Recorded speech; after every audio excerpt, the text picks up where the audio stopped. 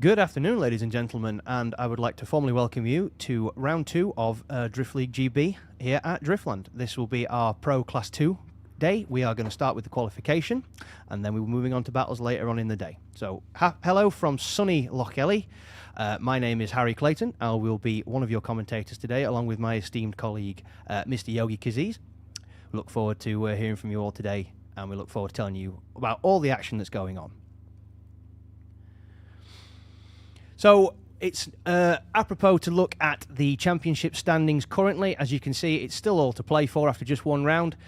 Way out in first place is Mr. Kieran Bond, followed closely by Callum Allenby, Rob Spray in third, Alexander Williams fourth, Mark Brown is in fifth, Rich Graham is in sixth place, Thomas Batonis is in seventh, Harry Cunliffe eighth, Vicky Weaver Lynch ninth, Toby Walker in 10th with 25, Molly Kerr in 11th, Scott McDermott in 12th, 13th is Edgars, 14th is Johnny Crisp in the Volvo, 15th Jonathan Hargrave in the PS, 16th is Patrick Rakovic, Team Born to Drift, 17th Ryan Milton in the Awesome Pit Crew MX5, Chrissy Palmer takes up 18th position, and 19th is Mr. Michael Bennett, 20th Paddy Byrne, 21st is William Hardy, 22nd is Lorenas Milianauskas, 23rd is Kev Florence, 24th is Mindaugas in a different car though this weekend, so we'll see how he gets on with that. 25th is Mr. Heath Bamford, 26th Chris Fitzwilliam, 27th Ian Walpole, 28th Yanis Tirums, 29th is Rocky Pabreza, 30th is Nerys Doveratis, and then 31st is Kai Barlow, and 32nd is Paul Seymour. Just to bear in mind, guys, that not every driver here is competing this weekend. We've had a bit of a fraught qualifying session with some vehicles breaking down, some people not being able to answer the course, people not being able to make it, so it's all to play for. There are people who will not earn points in those standings. So currently, our entry list for today, starting from the top, we have Mark Brown, Robert Spray, Nerys Doveratis, Michael Bennett, Ian Walpole, Kev Florence, Paul Seymour, Matthew Gell, Paddy Byrne, Toby Walker, Mindaugas, Hayden Renton, Jamie Harvey, Orestes, Yanis Tirums, Vicky Weaver Lynch, William Hardy, Callum Allenby, Heath Bamford, Jonathan Hargrave, Lorenas, Rich Graham, Dan Scott, Patrick Rakovic, Rich Herman, Thomas Bratonis, Edgars Krumins, Damon Haskett, Ryan Milton, Michael Dargan, Matt Campling, Claudio Juhas, Jack Chapman, Kai Barlow, Jarvis Williams, Chris Fitzwilliam, Chrissy Palmer, Tom Simpson, Kieran Bond, Harry Cunliffe, Tom Morris, Johnny Crisp, Molly Kerr, Matt Fitton, Ross Juniper, Russell Morgan, Jason Cavan, Gabby Prudente, Nathan Rudd, and Paul Shield. But please bear in mind, ladies and gentlemen, we have had some attrition during the practice, so all these names may not be making it to the grid. It's still all to play for, people.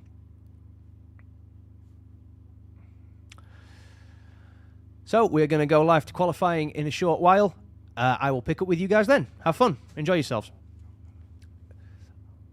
Although really quickly, we should probably run through the layout before I say anything else. So the drivers will pick up at the start line. This dotted line denotes initiation point. They throw it into a front clip, get nice and wide with a faint entry. Then they come through into outer zone 2 against the office bund. Being careful, of course, of the tyre wall. Then bringing it out into clip 3, a rear clip again, ladies and gentlemen, as far out as they can possibly get it to the track while staying inside track limits. Then to rear clip 4, at which point they go into outer zone 5, staying on power all the way down into a transition, out to clip 6, and then coming out into outer zone 7. And then finally finishing up against the wall and to the end of the run. Please be note, the hash denotes the end of the scoring zone. Whatever they do after that, whether they spin it or put it up the bank, is up to them. Thank you very much, ladies and gentlemen, and we will pick up with you shortly.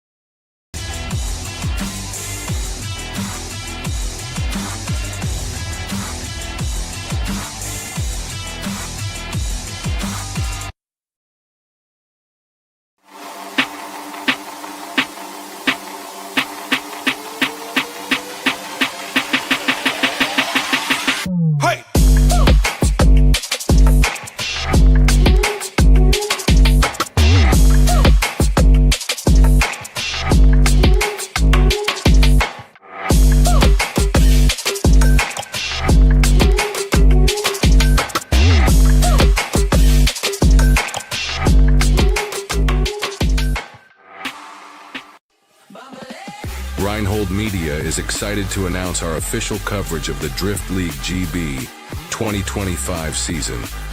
Get ready for full throttle action as we bring you live coverage of every event. Race driver straight from the line, initiation into clip 1, gets clip 1 very nicely through zone 2 on the B line. Very nice so far, gets clip 3, nice transition around, flicks it to the other side, gets the outer zone on the A line, transitions back around on the limiter, gets the A line possibly off track onto the wall and finish. Wow, what a run to start, Harry.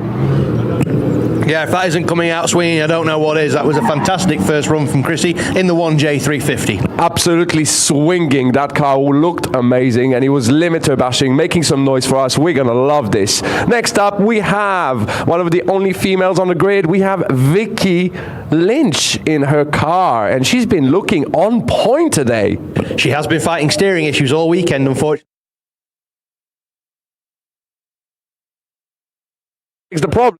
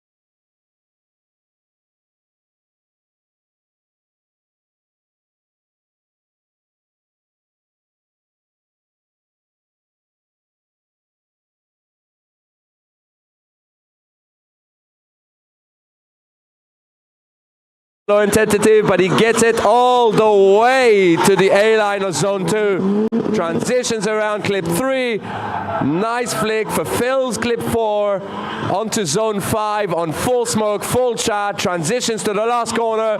Gets the clipping point one by one. Absolutely epic line by Mark Brown. Makes some noise. Yeah, Mark Brown had that engine in pieces not a week ago, so he's done a fantastic job, valiant effort to get here, most definitely. So we're absolutely always happy when Mark Brown turns up. He's always got a cool car, he always puts on a good show. But now, someone who is new to the championship, Mr. Nathan Rudd, V8 Nate. Well, new to the championship, but Nathan has been driving for so long. I've probably known him for about 10 years now. He's been driving that same compact, different incarnation, different engines. What a driver. It's all or nothing. We're going to see him send that compact around and see what he can do. Nice flick initiation, A-line on the inner clip, transitions around. He's going to fulfill absolutely on the edge of zone 2 onto clip 3. Very nice. Transitions around, big snap to angle, keeps the angle, keeps it around, keeps the throttle on all the way to the next clip. Gets a little bit shallow there, but he makes it around. He's going to send him to the wall. Very close, very nice. Make some noise for Nathan Rudd. Yeah, Nathan done a hell of a lot of laps of this track, and that should stand him in good stead with his qualifying scores. Currently first being taken by Mr. Chrissy Palm with 77.7, followed by Michael Dargan, 70.3. Mark Brown third, 67.3. Vicky Lynch is in fourth, 64.7. And then Ian Walpole, also currently sat on zeros after their small over rotation. We're just going to see where Nathan drops in. Claudio, you have. I'll do his intro. As Claudio Juhas sits on the line in his M60 B40 Turbo E36 Coupe. Oh, that sounds very fruity. Let's see how he gets on. Nice initiation. Handbrake initiation, that's a bit different than what the judges wanted, but he makes it work for himself. Gets a little bit shallow onto zone 2. Now starts using the power. An inner clip again, missing the clipping points. Now he's back online. He's on zone 5. Really nice. Transitions to clip 6. Zone 7. Fulfills it on the A-line. All the way to the wall. Makes some noise. Very nice there. Yeah, good run there from Claudio. Should just quickly say Nathan Rudd has top qualifying with 82.3. Now there we go. That's the Nathan Rudd we wanted to see. That is an epic run, and I'm sure he's going to improve on that. Let's go. Absolutely. But Claudio, amazing run there. Also had a bit of a problem with that thing spitting the lollipops out of it at the practice day. It looks like he's got that licked because I haven't seen it come back in on a recovery truck all day. Oh, that's good. Good start. That's definitely a good start. So here we go. Jason Cavan leaving the line. Clutch kick initiation. Straight onto the inner clip. Very nice angle. Snaps it all the way to the A-line of zone 2. Very nice run now. Clip 3. Clutch kick in between just to make it lit. Continues to zone 5, fulfills it on the edge of the track.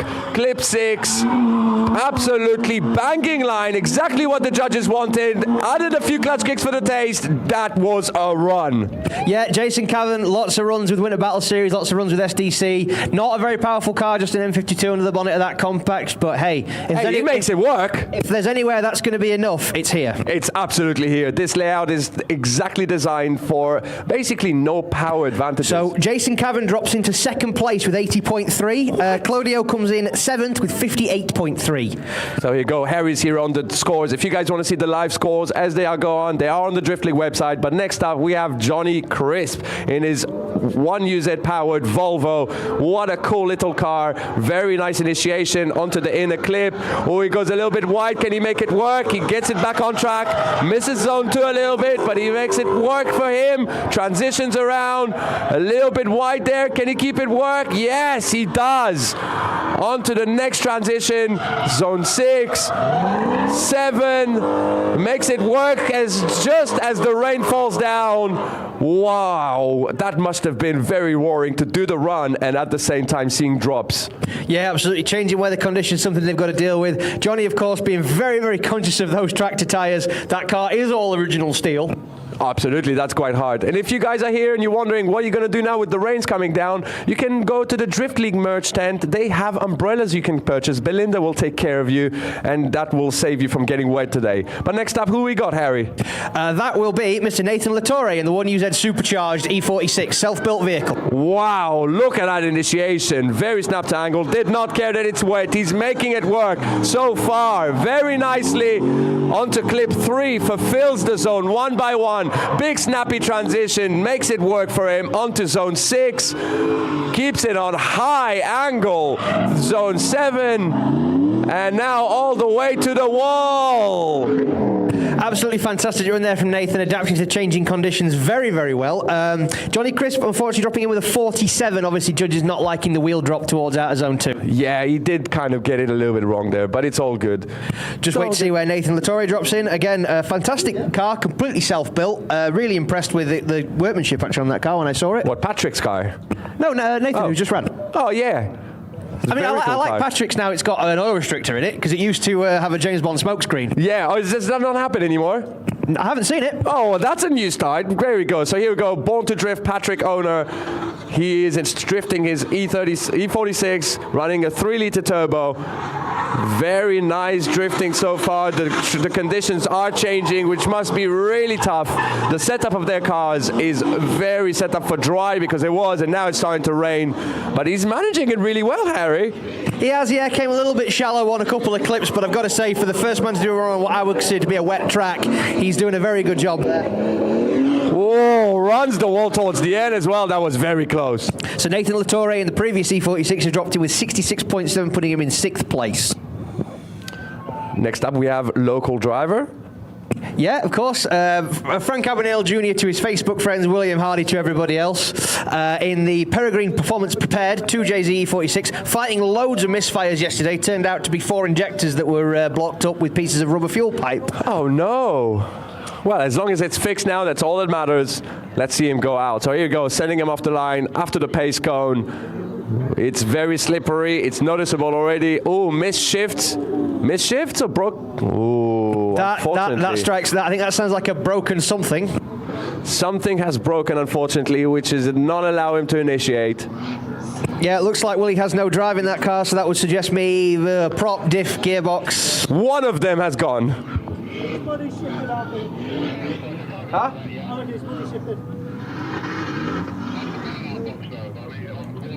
We're having he's making noise. You see the hand signals he's doing? Hand signals is, we're done, we're done. That's a wrap, ladies and gentlemen. That's a wrap. Hopefully it was just a case of there's something that could be fixed, but based on the current anger level being displayed in the car, I'm not so sure. Anyway, we must get back to the action as William is safe, so here we go, Mr. Orestes. Orestes going a little bit too close to the inner clip. He's testing the water, but the car looks phenomenal. Fulfills zone 2 very nicely. Onto clip 3, transitions around onto clip 4. Very nice so far.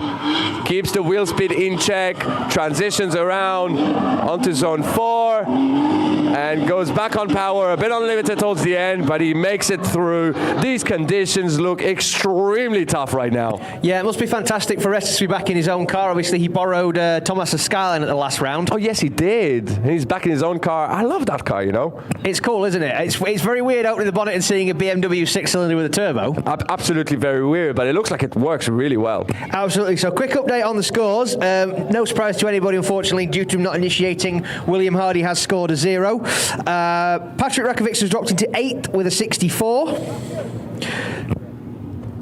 So our current standings, while it does appear we might have a stranded vehicle in the burnout box, that appears to be Neridis Team Ninja, I think.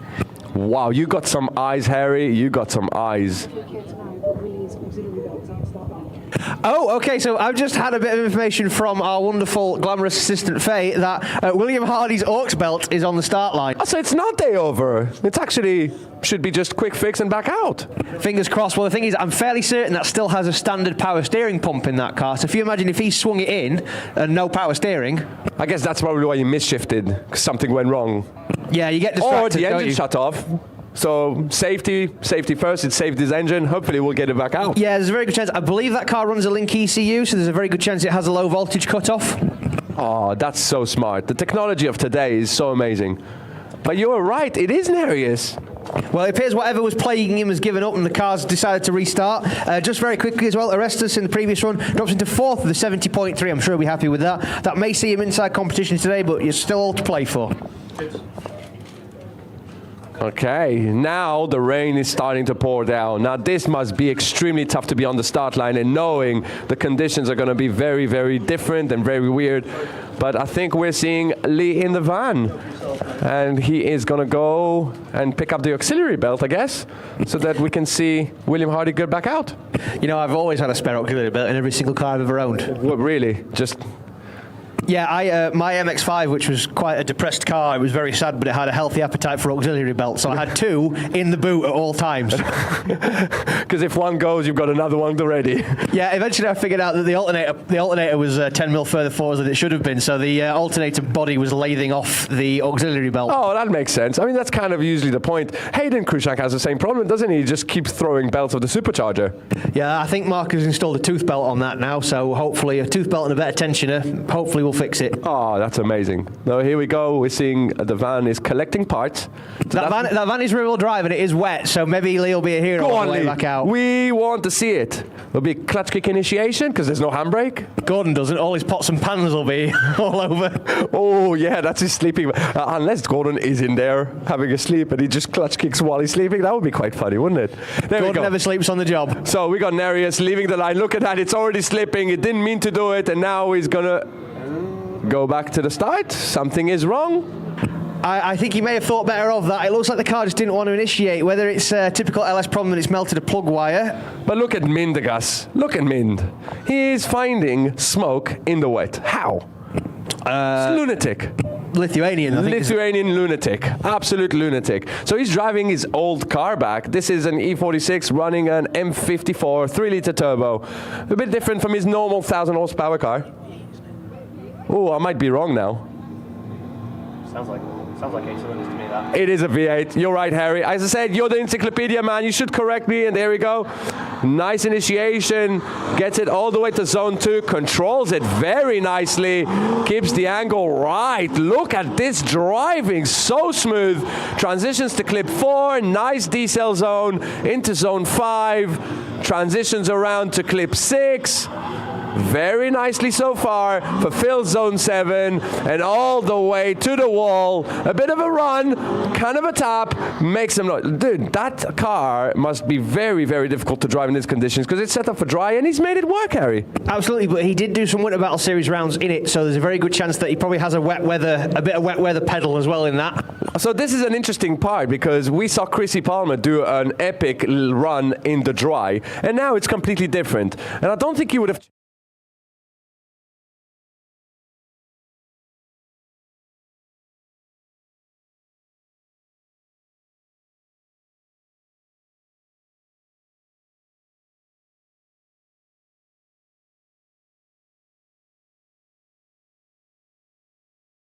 Beeline in zone 2, keeps the throttle control in check, wheel speed in check, transitions around.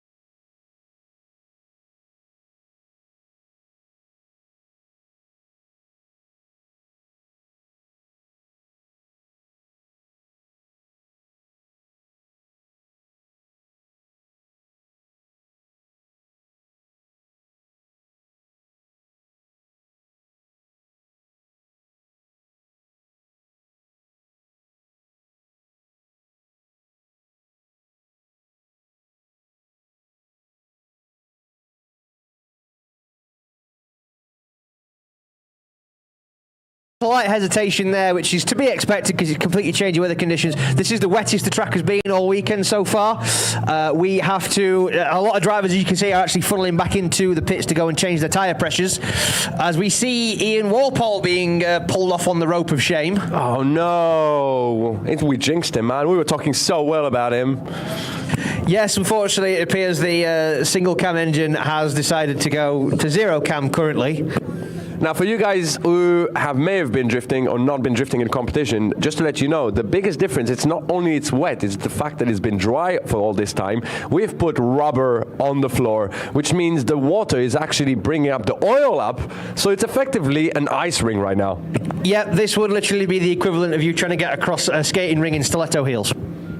I like that, Harry. I like that. I mean, not that I would know. I think can we try that for you once? Because that would be quite funny. I think I might have given you some insight into my social life.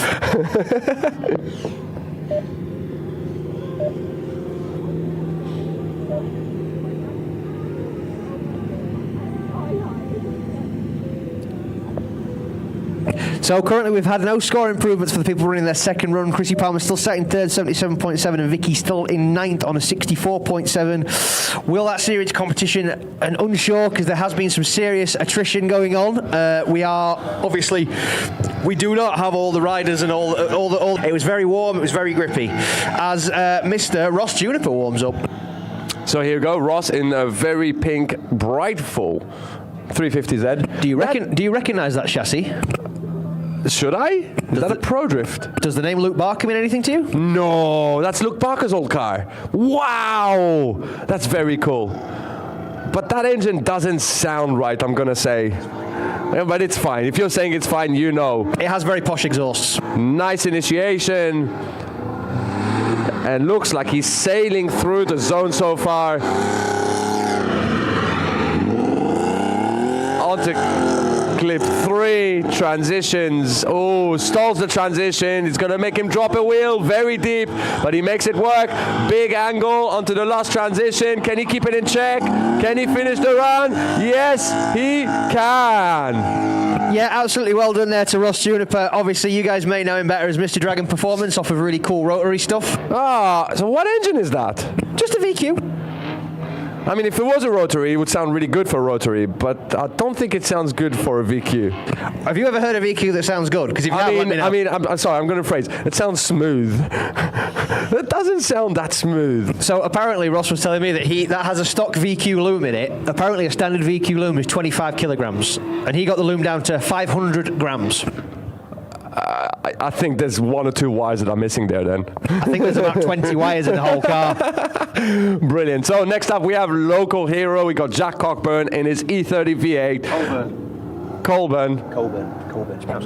Colburn, okay. Well, there you go. Nice initiation. In a clip, fulfills it really nicely. Zone 2. It's almost like he's sailing through the clipping points. He knows the track. Very nice driving so far. Transitions around. He's going to fulfill zone 6. Nice. Look at his line, Harry. Very, very nice line. He knows the track, runs the wall towards the end. Brilliant run. Yeah, Jack Coburn, obviously a local boy, so he's done a lot of laps of this track. Again, V8 powered BMW Touring. Now, I don't know if you know this because Jack's Instagram is Jack the Plumber Drifts, but Jack is a plumber. Well, I mean, based on the name, right? Yes, he's probably used to dealing with everything being wet.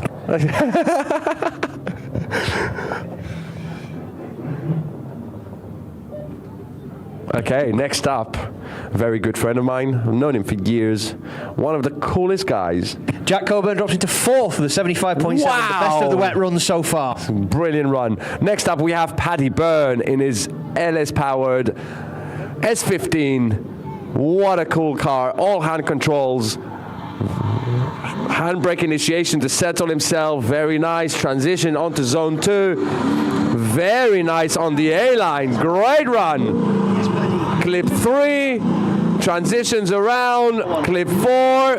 Honestly, what a great run so far in the wet. Stays in the zone, transitions a bit early, Gets it to zone 7.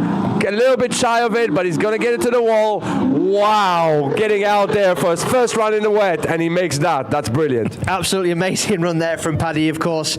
Team Keep It Welded and Team Legless all together. Again, automatic transmission in that Turbo 400, so just locking it in second and having at it, which I think is pretty impressive. It's a drag transmission. Also, Paddy was telling me he's gone back to a mechanical power steering pump, which he says is helping him because there's more pressure in it, and because he's only got one hand on the wheel, he can steer it better. He definitely needs it. Yeah, absolutely. He mentioned it because he had problems with it last round, so I'm glad he made the difference. But now we have the star, the defending champion right now. The current points leader. The current points leader. The man who has a chance to really run away from the people who can knock him off. Especially in the wet. This is going to be epic. We got Kieran Bond leaving the line in his 330 E46. Big flick initiation, very nice so far. Big angle through clip 1, makes it around through zone 2. Where is he gonna be? Absolutely deep in it. Onto clip 3, gets it, big angle. Can he turn it around? Oh, a little bit shallow into clip 4. Zone 5 fulfills it very nicely, keeps it in check, keeps it smooth, transition around to the last. A lot of clutch work through the last corner, and he's making it work, keeping his wheel speed all the way to the finish line. Brilliant run. Absolutely. Now, normally you'd say Kieran praying for rain with his 250 brake horsepower, but as we proved at Three Sisters, it is the fastest 250 brake horsepower in the world. Absolutely. It's like a rental car. Could you imagine if, for example, you'd had a car with 250 brake horsepower that was really reliable, then built a turbo engine, and then it all kept blowing up on you? I can't imagine that, but I think I know someone who can. Yeah, I'm looking at a gentleman who did that. Okay, that's okay. Why are you doing that, Harry? Come on, it's not nice. Because he's driven all this way. Okay, next up, we have a very, very cool driver. We have Gabby in her E36. I think it's her first time doing Drift League, first time competition. She was driving so well this morning, and now the conditions change. Is anything going to change? A little bit of understeer through clip 1, makes it right through clip 2. Very smooth, keeps the car under control, transitions to clip 4, a little bit late, but she makes it work, uses her angle to slow herself down, now onto zone 5, transitions to clip 6, big transition, big angle, and makes it all the way through the last corner. Brilliant run. Another female on the grid that's showing that anyone can do it. Absolutely, and of course that E36 formerly owned by the great Mr. Stephen McConnell. I know. Unfortunately, she's taken off the financial mistake sticker. Well, I mean, yeah. Because it's not a financial mistake, is it? What he has now is probably financial. Although you say that, this car has been... Commentator's curse. I'm not going to commentator curse. There you go. We got next up the second run for Mac Brown. Wow, look at that initiation. Absolutely wild. Transitions around, fulfilled clip 1 into zone 2. Right between A and B line. Gets the throttle control nicely. The smoke is coming out now. Big flames, big backfires onto clip 4. Slows it down on angle. Very patient by Mark there. Gets back on power onto clip 6. A little bit shallow. He's on C line at zone 7, but he's making it all the way to the wall. Very good run. I tell you what, for a wet lap, that was really impressive. I think that's one of the advantages of having that 8-speed. You know, with it being such a small, peaky engine, the 8-speed means you can keep on the power better because you can move between gears. Up, down. It's easy. You don't even need the clutch, right? Because there's no clutch. Yogi, what on earth's on the start line? Oh, that's what I was talking about earlier. Do you know what? It's a Formula 1. That's all I'm going to say. I'm kidding. It's not Formula 1. It looks like he's stolen the wing off of a Red Bull. It sounds like a Formula 1. It is absolutely epic. It sounds amazing, and it moves really much nicer than Three Sisters. He's made some improvement. It's Damien. It is, yeah, Damien Haskett in the SLK. Obviously, that actually now running a BMW V12 rather than the Mercedes one, because apparently he's down on compression. Oh, so he changed the engine. Oh, yeah, he's a big thing now. Wow. So here we go. Nice initiation. Listen to that noise. Oh, a little bit of understeer, but he makes it work. It's all good. I'm in love with that noise. That sounds amazing. Yeah, it does sound amazing. He's definitely out on his dry setup. I think so, yeah. He's struggling. It's probably the first time he's driving that car in the wet, ever. So you can imagine it's not an easy prediction to do. Yeah, I think you're absolutely right there. I'm fairly certain that is his first ever wet laps in the car. But listen to that noise, it's beautiful. Would you like to know who's currently gone into 6th and 9th place in qualifying? Go on. So in number 6th with 73, Kieran Bond. Kieran Bond in 6th place. Number 9 with 70, Paddy Byrne. Paddy Byrne doing good this year. Next up, we have second run of... That'll be Claudio in his V8 Turbo E36. Good initiation, a little bit shallow. It's a little bit shallow, but now he's onto clip 3. Again, very shallow. He's missing the clips. The judges are not going to like that. Back into formation. He's back on this line.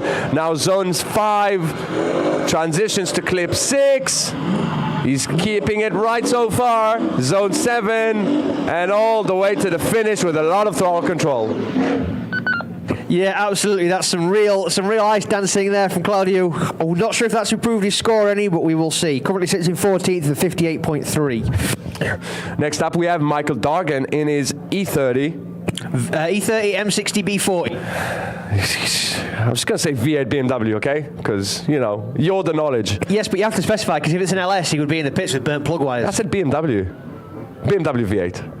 It is indeed a BMW. The most reliable engine you can get in your drift car, ladies and gentlemen. Well, let's see what happens now. So he's leaving the line. It is going to be wet. He's still in the same setup. He's already drifting right from the start line. Shifts up, still drifts through clip 1 very nicely. Transitions around, keeps it in check. A little bit wide, but he's going to make it work. Going through zone 2, clip 3. Transitions around, a little bit tentative, but it is wet. We can expect that. Fulfilling zone 5 very nicely. Transitions around into clip 6. And now going to go on to zone 7 on A line. All to the finish line. All the wheel speed, not a lot of movement. It's really, really moist out there now. Very treacherous. Not a lot of movement. Yeah, I agree. Figure skating than drifting, I think. Isn't drifting figure skating anyway? Yes, but it's on water now. Yeah, okay, fair enough. Or is it synchronized swimming? Synchronized, I don't know. That sounds a little, no. Figure skating is more. So currently, guys, we get some more people on the track. I'm just going to run through the current qualifying order. We have first Nathan Rudd, 82.3. Second, Jason Cabot, 80.3. Third, Chrissy Palmer, 77.7. Fourth, Jack Coburn, 75.7. Fifth, Mindaugas, 74.3. Sixth, Kieran Bond, 73. Seventh is Arestus on a 70.3. Eighth is Michael Dargan, also 70.3. Ninth, Paddy Byrne on a 70 dead. 10th is Mark Brown, 68. 11th is Nathan Latore. Harry, you said that Alex Williams is driving the E30 Beacon Stove, but I just saw Alex Williams drive out. Or is that the actual owner? No, that's definitely Alex Williams. Oh, Alex Williams. I wonder if he's finally listened to me and replaced the ground on his MAF sensor. And now is it working? Well, I don't know. The wiring on that car is questionable. Whoa. Sam!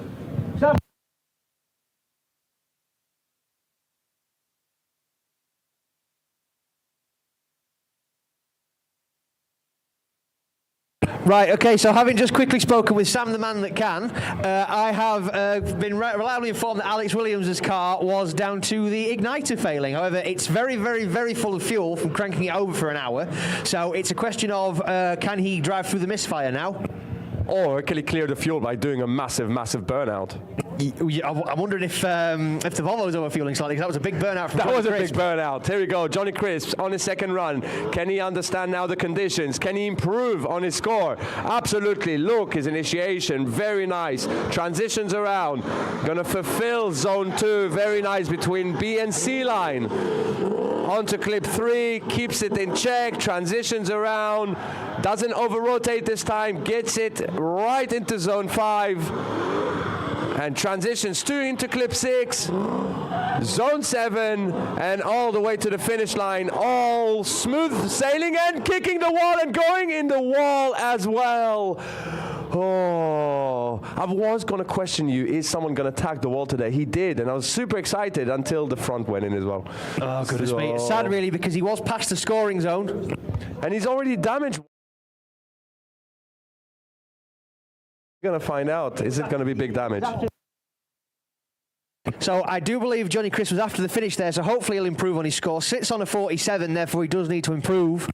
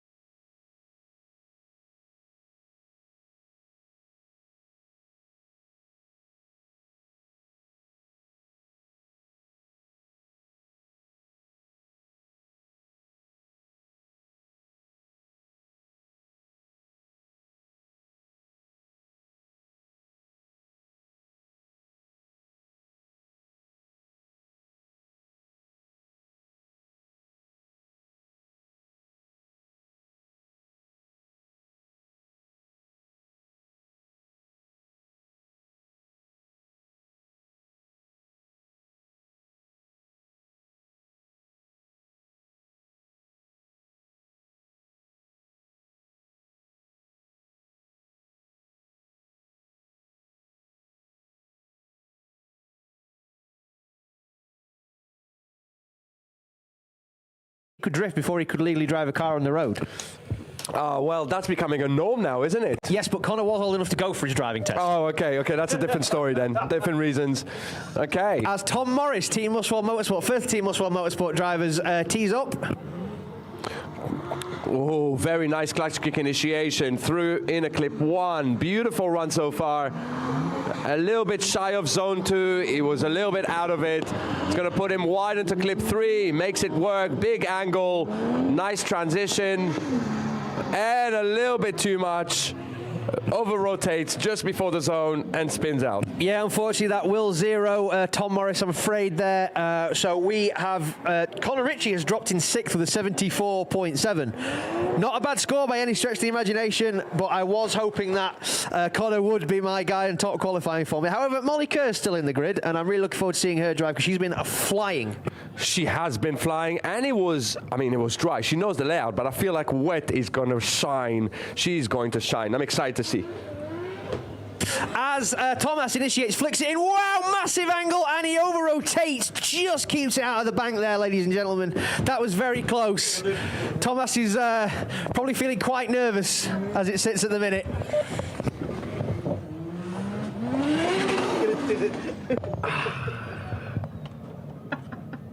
That's a bit too close. Okay, here we go. I'm sorted now, Harry. I've got a seat. You've upturned the box. I've upturned the box mainly because I don't want to stand in an open and then fall because I'm going to get too excited later and I'm just going to make a leap of faith. So what I'm going to do is I'm going to stand behind you so I fall onto you and then I'll stay and then by the power of the laws of physics, and you know about physics because you missed a PH drift. A little bit. I think I'm going to fall forward if that's the case. Okay, we got Wildman Danny Scott here flinging it. Ooh, a little bit tentative. But no, not tentative at all. Big angle and a bit of understeer until zone 2, but he makes it work, sorts itself out. Now back on throttle into clip 3, transitions around, gets a little bit shy onto clip 4, which is going to push him wide. Can he hold it? Yes, he can, through zone 5. Transition. Clip 6, a little bit tentative. He's trying to gauge the situation, gauge the grip, and it is very hard, but he makes it around. Absolutely, yeah, can't take that away from Dan there. Practiced all day in the dry. Not a lot of power in that car. So he was one of the people hoping for rain as a bit of an equaliser. Talking people who want rain for an equaliser, Mr. Ryan Milton. I mean, he doesn't need rain for equaliser. That's got a lot of power, and he's a very quick driver. He's done more than 13,000 passenger rides in that car, and that is a very, very big testament. So let's see what happened. It doesn't look like a frog. Somebody said it doesn't look like a frog. I like that car. I like it. It looks like a 50s club racer. Yes. So here we go. Send him through the line. Listen to that shoo-doo-doo coming in. First inner clip, absolutely fulfilled. Nice run so far by Ryan.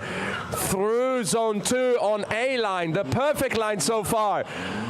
Clip 3, transitions around. No tentativeness. Big angle transition. Keeps it around.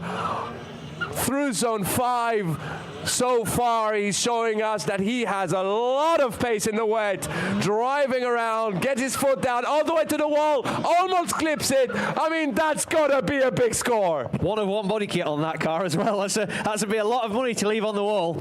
Wow. I just had a message off Mr. Arestus. Apparently that aux belt on the start line was his aux belt. So something happened to William Hardy that's not an aux belt then. Unfortunately so, yeah. It's apparently he did the run without an aux belt. I only noticed when his temperature started climbing. I guess he's got electric power steering, so he doesn't know. Well, exactly, yeah. So they'll run battery power for a little while. At the minute, we are currently just having a quick look. So Dan Scott came in as the last qualifying driver with a score, 17th place, 53.3. And that is Javis Williams currently initiating in the mental supercharger at MX5. Throws it in, big commitment. What a massive spoiler and big commitment so far. Driving the car very nicely through zone 2. Clip 3, transitions around with lots of limiter, big aggression by the drivers, and it looks like the car is set up so well because he's moving it around like his extension of his hands onto zone 7 and all the way to the finish line. Limiter bouncing to the finish, because why not? Yeah, absolutely. Javis done loads of laps of this place. By the way, Ryan Milton, just top qualifying. 88. Yo! What's the score? 80? 88.3, so he's 4.5 points clear of Nathan Rudd. Wow. I mean, Ryan's going to be happy with that. What a run. Right, Matthew Gell sits on the line with a bit of an act to follow there. I mean, he's dialed so much grip into it in the dry. Now it's a completely different condition. What is going to happen? Well, Matt's also been fighting a misfire, so maybe having 6 cylinders might help him here. I mean, 6 cylinders is fine in an LS, isn't it? Yeah, it's fine. They have random cylinder deactivation, don't they? There we go. So, leaving the line, a bit of a flick entry, big angle between clip 1 and 2. And it goes a bit wide, but he makes it work, fixes it. Zone 2 is missed, but he's still making it work. He can still put a run in the board. Transitions around into clip 4. A little bit wide, but he's slowing down right at the edge of time. Absolutely brilliant driving so far. Transitions onto zone 7, fulfills it with the entire car, and all the way to the wall. Yeah, absolutely. What a run there for somebody who's literally done no practice at all in the wet. That is a totally new build. So that is he's never brought that car to Driftland before. He's not had the luxury of getting it dialed in the wet. So I'm really proud of Matt there, to be fair. I'm just to see where he drops in. I'm also looking for Jarvis Williams. He has qualified 6th with 77.3. So the big wing MX-5 looks like he's going to be in the show in 6th place. Brilliant run. Who we got next? Is that the M3 powered compact? That is indeed Russell Morgan, the elder statesman of the grid, sitting there with a 0 currently, so he has it all to play for here. And very different conditions, because he did it in the dry, didn't he? He was the last dry driver. Oh, so this is going to be very different conditions. I think he's going to get a little bit more confident here, because the car is going to swing around through clip 1. Beautiful run so far. A little bit of understeer between clip 1 and 2. Makes it work with a lot of throttle control, controlling the wheel spin in the back. It seems like he doesn't want to use the handbrake, which is making it a little bit harder for himself. But now transitioning around to the last corner. He's missed a lot of clips, but he's making a run, so that's going to be a score on the board. Yeah, it was a fluid run. Whether it was on all the clips or not is debatable, but it was definitely a fluid run. I've noticed the hell of a puddle that's approaching at the exit of clip 3 there. Hopefully that doesn't upset anybody. Well, I know it's not going to upset the next person, because the next person has clutch control like a master. And we got Molly Kerr in the 350. What a talent. Absolutely amazing young driver. Absolutely amazing, and she is using the clutch almost to perfection. She's controlling the wheel speed, and she has a lot of pace. She's done a lot of laps on this track and a lot of laps in the wet. Let's see what she can do. Here we go, leaving the line through the pace cone. What is going to happen next? Nice flick initiation, gets in a clip, absolutely perfection on A-line, transitions around, looks like the car is gripped up very well, gets zone 2. Listen to that clutch control, in and out to control the wheel speed, transitions around onto zone 5. Transition onto zone 7. And through the finish line. Yeah, fantastic there from Molly Kerr. Just quickly, the previous driver, Russell Morgan, has put a score on the board. He's currently 19th with a 56.3 ahead of Matt Gell and Dan Scott. That's not bad. No, like I say, he is currently the third to last driver with a score on the board. But next up, who we got? We got hard charger of round 1. Harry Cunliffe. And he has done some crazy driving in round 1. And now he is, we're going to call it his home track. He's not Scottish, but he's driven here loads. And last week he was stood right there on the top step of a podium. Precisely on this layout. So he knows the layout, he knows the conditions, he knows well, it's a different car, but he's going to send it. It's not a car, Yogi. It's a truck, sorry. And he knows his truck. There you go. Very nice initiation. Gets the car swinging on high angle onto zone 2. Fulfills it absolutely brilliantly. Clip 3, gets in a high angle, gets in control of it through the paddle.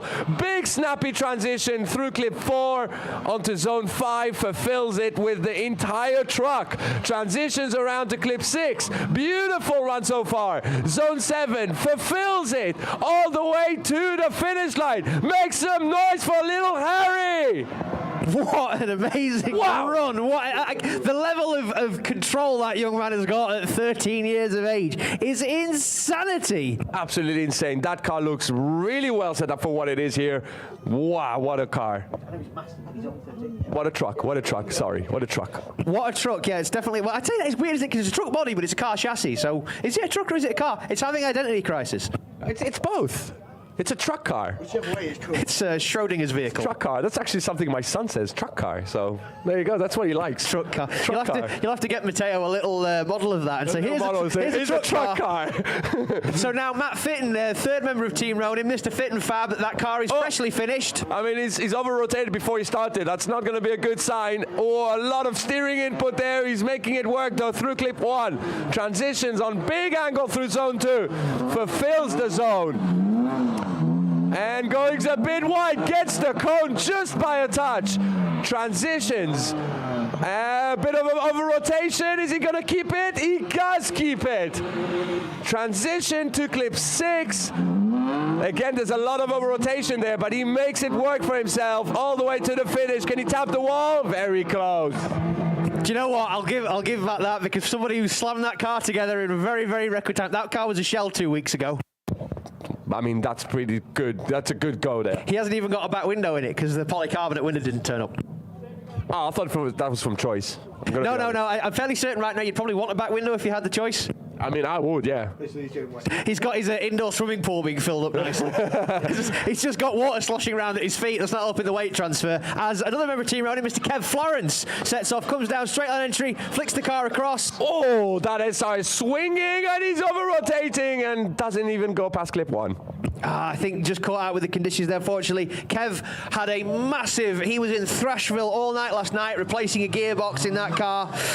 He has a CD09 in that car, and he broke the top half of the shift turret, so he can only get 2nd, 4th, and 6th, and they're not the gears you want for this track. No, absolutely not.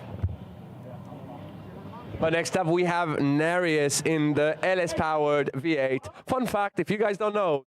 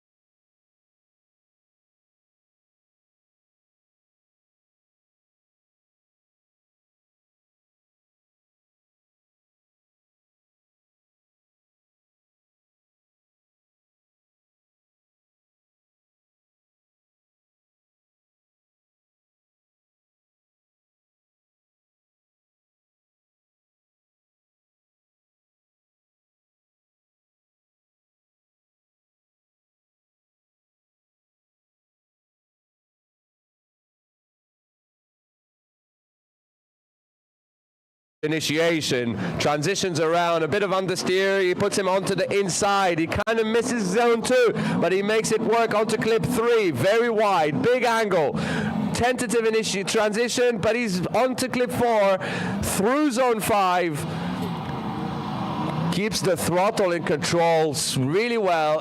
The transition caught him off guard there, but he's back on power all the way to the finish. Brilliant.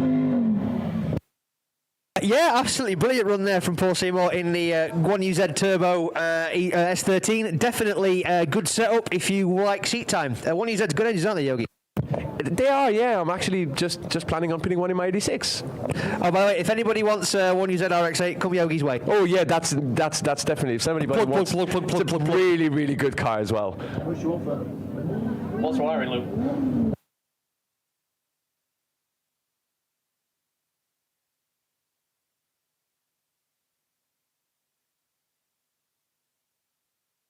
So Tom Morris sits on the line now. Here we go. Second run, wasn't it? Yeah, currently on a 0, 1JZ powered E46. Only 2 members of Team Muswell made the trip up to Scotland, so he is representing for Muswell in the Pro 2 class. Ian Stanley and Jack Chapman, unfortunately, unavailable to bring the cars this round, so it's down to Tom and Jamie to protect the team's honour.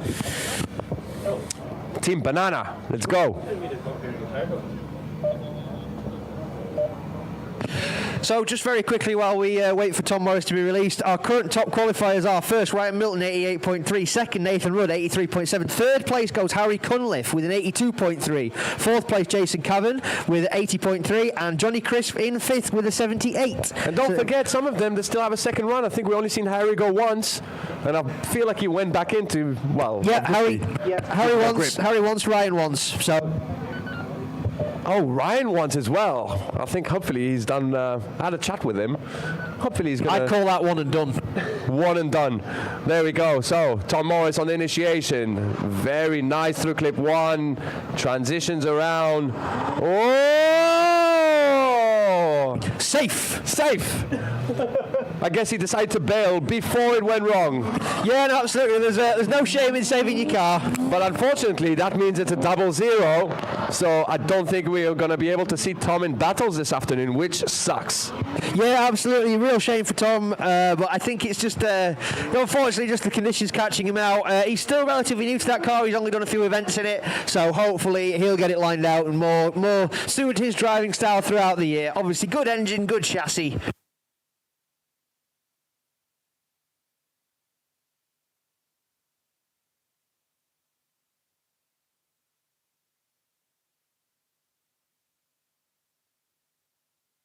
As Jonathan Hargrave comes into the burnout box now to warm up his tyres, Mr. Ken Bogg. Very good driving from him all morning. Again, it was dry, so the conditions have changed, but he has driven that car a while now, so he should be ready to go. Obviously, that car originally built with hand controls for a disabled driver. Yeah, Darren Wiles. That was a very epic car and very high level of competition as well. He was driving it really well, and then he decided that drifting was not for him, and he started shooting. Yes, he did, didn't he? Yeah. I mean, shooting is in terms of like at. Yeah, not people, no. Yes, yes. Darren Wiles packed up to become the world's first paraplegic hitman. Goes unnoticed, that's for sure. So here we go. Jonathan Hargrave on initiation in his LSPS 13. Very nice initiation through clip 1. Transitions around a bit tentative towards clip 2. It is a bit of a daunting area, but he fulfills zone 2 very well. Clip 3, transitions onto clip 4. Back around, fulfilling zone 5. Very, very well. Transition into zone 7. And gets the wheel spin in control, back on power, all the way to the finish. Yeah, fantastic run there from Jonathan. One of the most consistent line drivers we've got. I think somebody who really, really gels with his car. I think he really genuinely does love that PS13 so much. He's building another one. I don't disagree with him. That's one of the nicest cars I've ever driven in my life. It is like an extension of your body. It's beautiful. It flows so nicely. And really well. You can also see when you're watching Jonathan drive it, he doesn't work very hard. The car doesn't lay over on him. It just does everything for you. It's an S-body that's known for being really, really easy to drive. And it's got a very good engine that's torquey and really cool. So go on, what are you seeing? Are you looking at the board? I really, really want to find out Jonathan's score because I was very impressed with that run. So just wait and see if I've got a score on the board for Jonathan yet. Oh, the judges are debating it by the looks of it. But let's get back to the action here. Wildman Dan, Danny Scott, what's he got for us? Let's see. In a wet, very, very high speed initiation. Transitions onto zone 2. Floats it down to clip 3, transitions to clip 4, a little bit shallow in clip 4, he was on C-line there, but he's still very good run so far, could still put a very good score on the board. Wow, clip 6 was nice, through zone 7 and all the way to the finish line, very tentative, but he has put a score on the board, very well done to him. I think Dan Scott deserves a pat on the back there, currently sits 24th with a 53.3, I feel like that will be an improvement, although I've got to say I'm not a judge. Incidentally, I was on about wanting the score for Jonathan Hargrave. Currently qualifying 13th with a 72.3. He's going to be happy with that. But here we go. We're seeing 4 more cars we haven't seen yet. And William Hardy's back out. So I guess it must have not been that. Well, I mean, it could have been because we're in drifting. I can change the gearbox in 5 minutes. So I feel like that must have been a drive shaft prop, or maybe it was something like maybe the battery life came off, which happened to me on the drive up here. I was on the A1 at 80 miles an hour and my car died. The battery positive came off. oh, that's a bit scary. Yeah, in the outside lane at 80 miles an hour and you got no power steering, no lights, no nothing. Yeah, that was not an experience I'm keen to repeat. As we get pretty much the remainder of the qualifiers for Class 2 on track, they see Andrew Maxwell, Team Top Drift, Toby Walker, one of your students, Yogi, of course. Patrick Rakovic's out for his second run. Jack Coburn out for his second run. A lot of people gone into reduced tyre pressures. Ian Walpole back out after being towed off, which is fantastic. Mindaugas out there with his hand out the window looking victorious, ready for his second run. Jason Cavan looking to see if he can improve on his score of 80. We got Damon Haskett out there, see if he can make a bit of adjustment now. Now he's got maybe his pressures down. Big V12 noises. Thomas coming out hoping to improve on his 0. Javis there feeling pretty confident with a mid-70s score. And of course, the hard charger, the young phenom, Mr. Harry Cunliffe. But right now, Matt Gell has it all to do. He's currently the lowest scoring driver, as in the lowest driver with a score on the board, in 26th place. He's definitely got more in it than that. Hopefully there's a bit more of a dry line on the track now because the rain has stopped. I really hope this comes together for Mousy because he's been fighting misfires all weekend. You say it's going to get a bit drier, but that's probably going to be a bad thing because the first part of before it's fully dry is patchy, and that's not a good place to do in qualifying. Absolutely. Matt really needs a banker here. But here we go. This is the best conditions probably. It's still wet, but it's not going to be soaking wet, so that means it's going to have a bit of grip, and with that V8 he's going to need some. So nice initiation through clip 1, very nice. Transitions around. Oh, look at that line through zone 2. A bit of an adjustment on steering, but he makes it work. Onto clip 3, very deep. Transition, no tentativeness there whatsoever, slows it down, back on power through zone 4, fulfills it, absolutely brilliant. Transitions around, gets a bit of a beeline in clip 6, but he puts him right into zone 7, all the way to the finish line. That was a run. That was very, very good there from Mr. Gell. Judge is just going to check his entry into clip 2. I think that might be where they might knock him some points, but as far as I can work out, that was quite a run for very, very changeable and patchy conditions.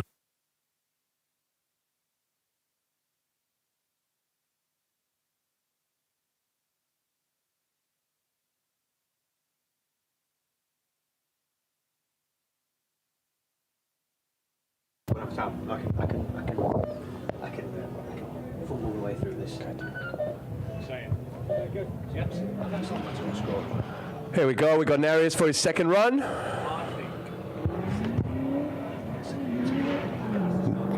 Shifts up. Handbrake initiation onto clip 1, transitions around, very wide, but he makes it work. Back into zone 2, he's into formation, heading to clip 3, a little bit shallow, transitions into clip 4, no tentativeness there, really well. Stays on power through the zone, transitions, misses at zone 7 and back onto the wall. I don't think that's going to be an improvement on his first run. His first run was better. Yeah, first run 74.3 from Mindaugas. Matt Gell improves on his score in a very good way. Jumps himself up to 17th with a 69.3. Wow. Hopefully enough to see him ready for battle action. Obviously, we have only a few drivers who are definitely not coming with us for the battles currently. That would just be Tom Morris and Gabby. I believe everybody else still has a second run to do. And there's still a lot of drivers that still have a run to do, which means there's still a lot of people that are going to drop off. So that means we are going to be at a big drop off there. It's going to be tight. We'll have to see how people get on with these changing conditions. Matt Fitton comes around for his second run. Again, in the freshly rebuilt Team Ronin E46. Love that car. I love how it looks. Very good initiation. Transitions onto zone 2. He's going a little bit wide, but he makes it work for himself. Down the hill. Oh, very wide. Almost gets the cone. Gets in the puddle. Transitions to clip 4. Back on power through zone 5. transition and gets it around just barely. This is very tough conditions for these drivers, man. Absolutely, a lot of rev limiter action there from Matt Fitton as the revs go to the moon and the car doesn't go very far, but really impressive there. Also, Yogi, I don't know if you can figure it out, but I'm trying to work out what that rear spoiler's off of on that car. I think it's a Subaru STI spoiler. Oh, now you asked me. I was looking, but I wasn't sure. Oh, okay, Gordon, our esteemed leader. Evo 6 spoiler. Yes. Oh, Gordon is like, he's on it. Gordon's been around this scene for a very, very long time, Yogi. Incidentally, as another member of Team he is Ronin, one of the first people to drift on this venue, right? of course, as Paul Seymour, another member of Team Ronin, currently the only man who's definitely in the show.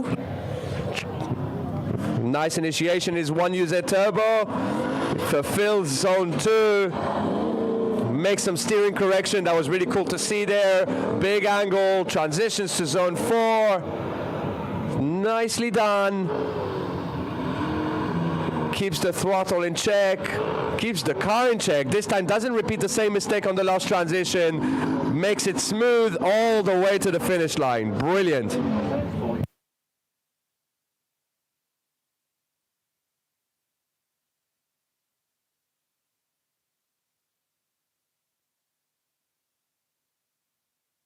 Yeah, cracking run there from Paul Seymour. Will that improve on his score? Unsure, difficult to say at the minute. Does sit currently 19th at 67.3.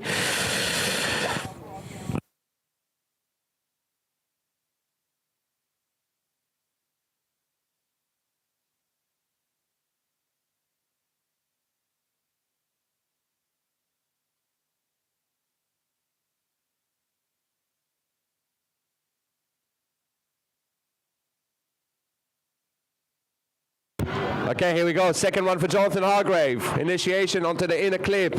Much nicer. Oh, big understeer towards zone 2. But he makes the correction. He fixes it. Now onto clip 3. Whoa, big throttle adjustment there. Transitions to clip 4. Zone 5. Keeps the LS singing at low revs, uses the torque that he has and makes the car go around very smoothly, very nicely, very nice.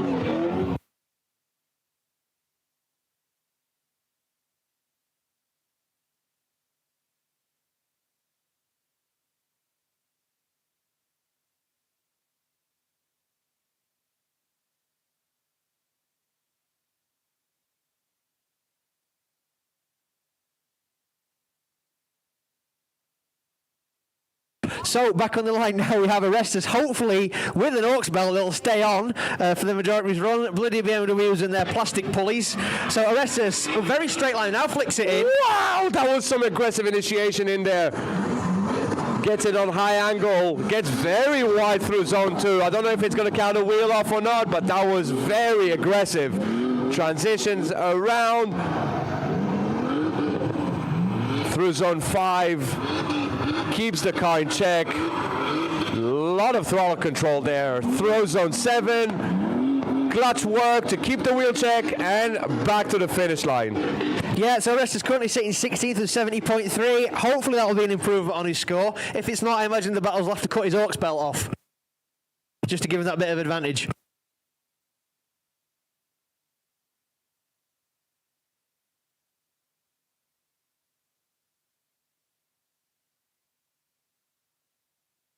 So currently to roll it back just a little bit, Paul Seymour does improve on his score, goes into 14th with a 71. Nereda's currently sits 25th with a 57.7. Oh. It's going to be an anxious wait for Nereda. It's not that. It's the next driver on the line. It's Michael Bennett. And for the first time this weekend, I'm seeing different wheels in the back, which means he has put the rain sports on. Is that going to work in his favor? Is that not? Really nice initiation. Transitions onto zone 2. Washing wide makes it work for Phil. Zone 2 nicely. Onto clip 3. Very good so far. Transitions around smooth, no tentativeness. Gets it on high angle, gets it in zone 5, stays on throttle. So far, very good. Transition to clip 6, a little bit on the C line, but he's making it work. Oh, through the finish line, he stalls it. A bit too much grip, and he just lost it. Well, not a bad run there from Not Papa a bad Bennett. run. I'm sure Baba Bennett's going to ring him now and tell him everything that he's done wrong. I think he just said it. Just keep your foot in, no? Keep your foot in. Yeah, but that's not a sustainable strategy sometimes. I mean, it is sensible in this scenario.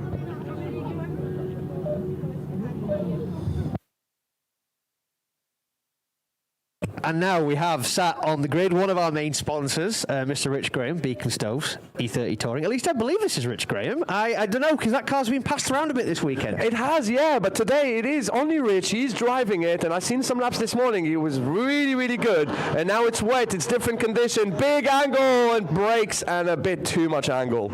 Yeah, unfortunately, like I say, Rich, don't think he's done a single wet lap in that car, so it's definitely not a run he's going to want to put on Mum's fridge in the kitchen. That car had a huge hit in practice. Yeah, I saw that. And the car that unfortunately that was Rich's alternator ground coming off. The car shut off on him. He went in. Rich Herman, who was in his fresh built car, had nowhere to go, straight into him. So I did actually go over and see if I could help Rich straighten the car out. We were porta powering it and jigging it and everything. However, he's sick. I just found out as well, Rich Herman, who had the contact with him, he's actually sat on the staging lanes ready to come on track. So he's fixed it and he's back on. Brilliant. We fixed it. We fixed it. You fixed it, Harry. It's always you. Go on. Who's you got next? As Yanis comes on the start line here, Team Top Drift, big flick initiation. I mean, he made it work. Look at that wheel wobble. What's going on there? Onto clip 3. Very nice. Transitions to zone clip 4. Big angle. Can he keep it? He kept it. Wow. Transition in that one series onto zone 7. And all the way to the finish line. Oh, Ryan Milton almost lost his door there. Yeah, great run there, incidentally, from Yanis, given the changing conditions. Incidentally, Yanis, of course, owner and operator of Lift Giant, so if you need a car lift installing, come his way.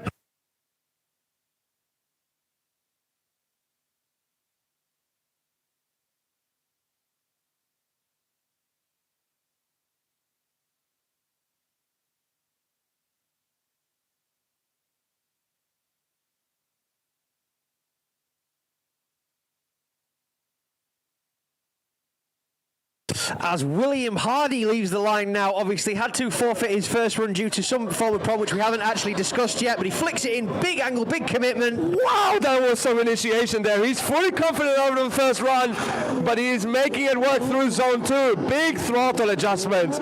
Onto clip 3, big angle transition, fulfills zone 4 on the edge of the track, big angle, gets himself into zone 5, fulfills it on a brilliant line, transitions to clip 6, A-line again, and zone 7, A-line again, all the way to the finish. He's going to clip the wall. He does clip the wall.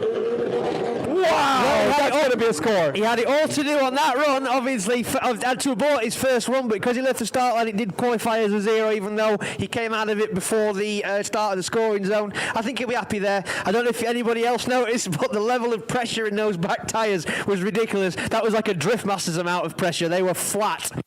Flat as... Okay, cool. Well, that's going to work well here. Well, that was a full-on just put in the valve and go situation, because that's a 600 horsepower 2J. As Ross Juniper leaves the line, who doesn't have 600 horsepower, currently sits on a 0. Second run. Let's see what happened. Can he make it work in his 350? Oh, the car straightened on him very quickly there. Transitions onto zone 2. Gets it back on power. So far, so good. Clip 3. Now transitions around. Oh, the car stalled again. It reinitiated, drops a wheel. I think that's going to hurt his score really. Back on power into zone 7. Tries to use all the power he has, but unfortunately it doesn't work. So quick question, Harry. You said that he effectively builds rotaries, yes? Incredible rotaries. So why does he not drive? Because he wants it to work. Oh, I don't know if that's what he wants to say. Simple seat time stallions, mate. Okay, fair enough. Incidentally, it should just also mention to the crowd, William Hardy coming out swinging, 3rd place with an 83.3, just behind Ryan Milton and Nathan Rudd. What a run there from the hotel. That was a pretty sick run. I'm really good. Congratulations. And do we still have one run to see from him? No, of course he forfeited his first run, didn't he? Forfeited, okay. So that's going to be a good score on the board. Unfortunately, anyway. Did drive past the scoring zone on power, so officially it's classified as a 0 for his first run. That makes sense. But next up, we have Toby Walker in his 1JZ E36 Compact. Did a lot of practice in the wet last week doing drift taxis at Alton, so he's going to be ready for this. Nice initiation, clutch kick through zone clip 1. Now onto zone 2, goes very wide, fulfills the zone very nicely. Onto clip 3, goes very wide into the puddle, transitions early, gets the handbrake to make the adjustments. Onto zone 5, gets the throttle control. Transitions to the last corner, fulfills zone 7 all the way to the finish line. He's gonna tap a bit over the wall and kills it off after the finish line. I think that's gonna be a good score, Harry. Yeah, absolutely. Of course, Toby's first run with anything other than a dry track. Didn't do well. I don't think he did any practice yesterday. Actually, I don't think he made it up in time for the practice, which was a little bit of a shame because obviously Toby does love getting a bit of seat time in that car. But I think he should be proud of himself there. That was a hell of a run to do after pulling it off the trailer. So let's see where Toby drops in. I'm not sure if that score is currently available. But in the meantime, we are seeing Patrick, Born to Drift owner, in his second run. Yep, Patrick Rekovic's there waiting for his second run, leaves the start line. Currently kind of low in the order, 25th of the 64. Not safe for competition. Initiation, very nicely, touches the D a little bit, so that's going to put him a bit of a deduction, but he's back on power. Left foot braking to get him into the zone after the reduction, but he's not making it work so far. The car is stalling. Transitions onto clip 4. Now he's back into formation. He's in the right place with the right angle. Sit on throttle. Transitions around. Zone 7. Sounds like he's trying to modulate the throttle and taps the wall, lose the rear light, pushes hard towards the end. Yeah, very unsure if that's going to be an improvement for Patrick. Currently, he's 26th now, the 64 dead, as Toby has just pipped him by 1 place. He's currently 64.7, 25th. Of course, Toby has a second run, so he has a chance to improve on that. I'm sure he will. He's and a lot of other drivers who have more runs, so this is going to be a tough day for people. Yep, speaking of somebody who has another run, Jack Coburn currently sits in 10th with a 75.7. So we go leaving the line, wheel spinning from the straight. Big angle through clip 1. Transitions smooth on the edge of the track, fulfills zone 2. Onto clip 3. Very good control. Transitions around. Oh, a bit of a stall there. He had to reinitiate, but it's still going to be a big score if he makes it through so far. Transitions to clip 6, zone 7, and fulfills it all the way to the wall. Usually gives a bit of a tag. Oh, runs the wall and destroys the rear light from Patrick. Well, Patrick shouldn't have lost it in the first place. He should have never lost it in the first place. I agree.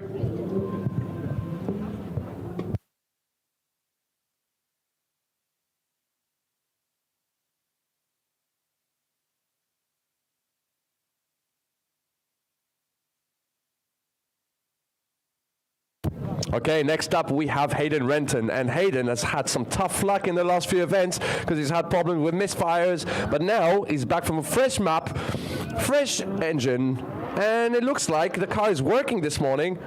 Can it work now? Big initiation through clip 1, very nice so far. Transitions onto zone 2, fulfills it very deep, and now we're starting to see some smoke, Harry? I think we saw some smoke from the back tires, which means the car is drying up.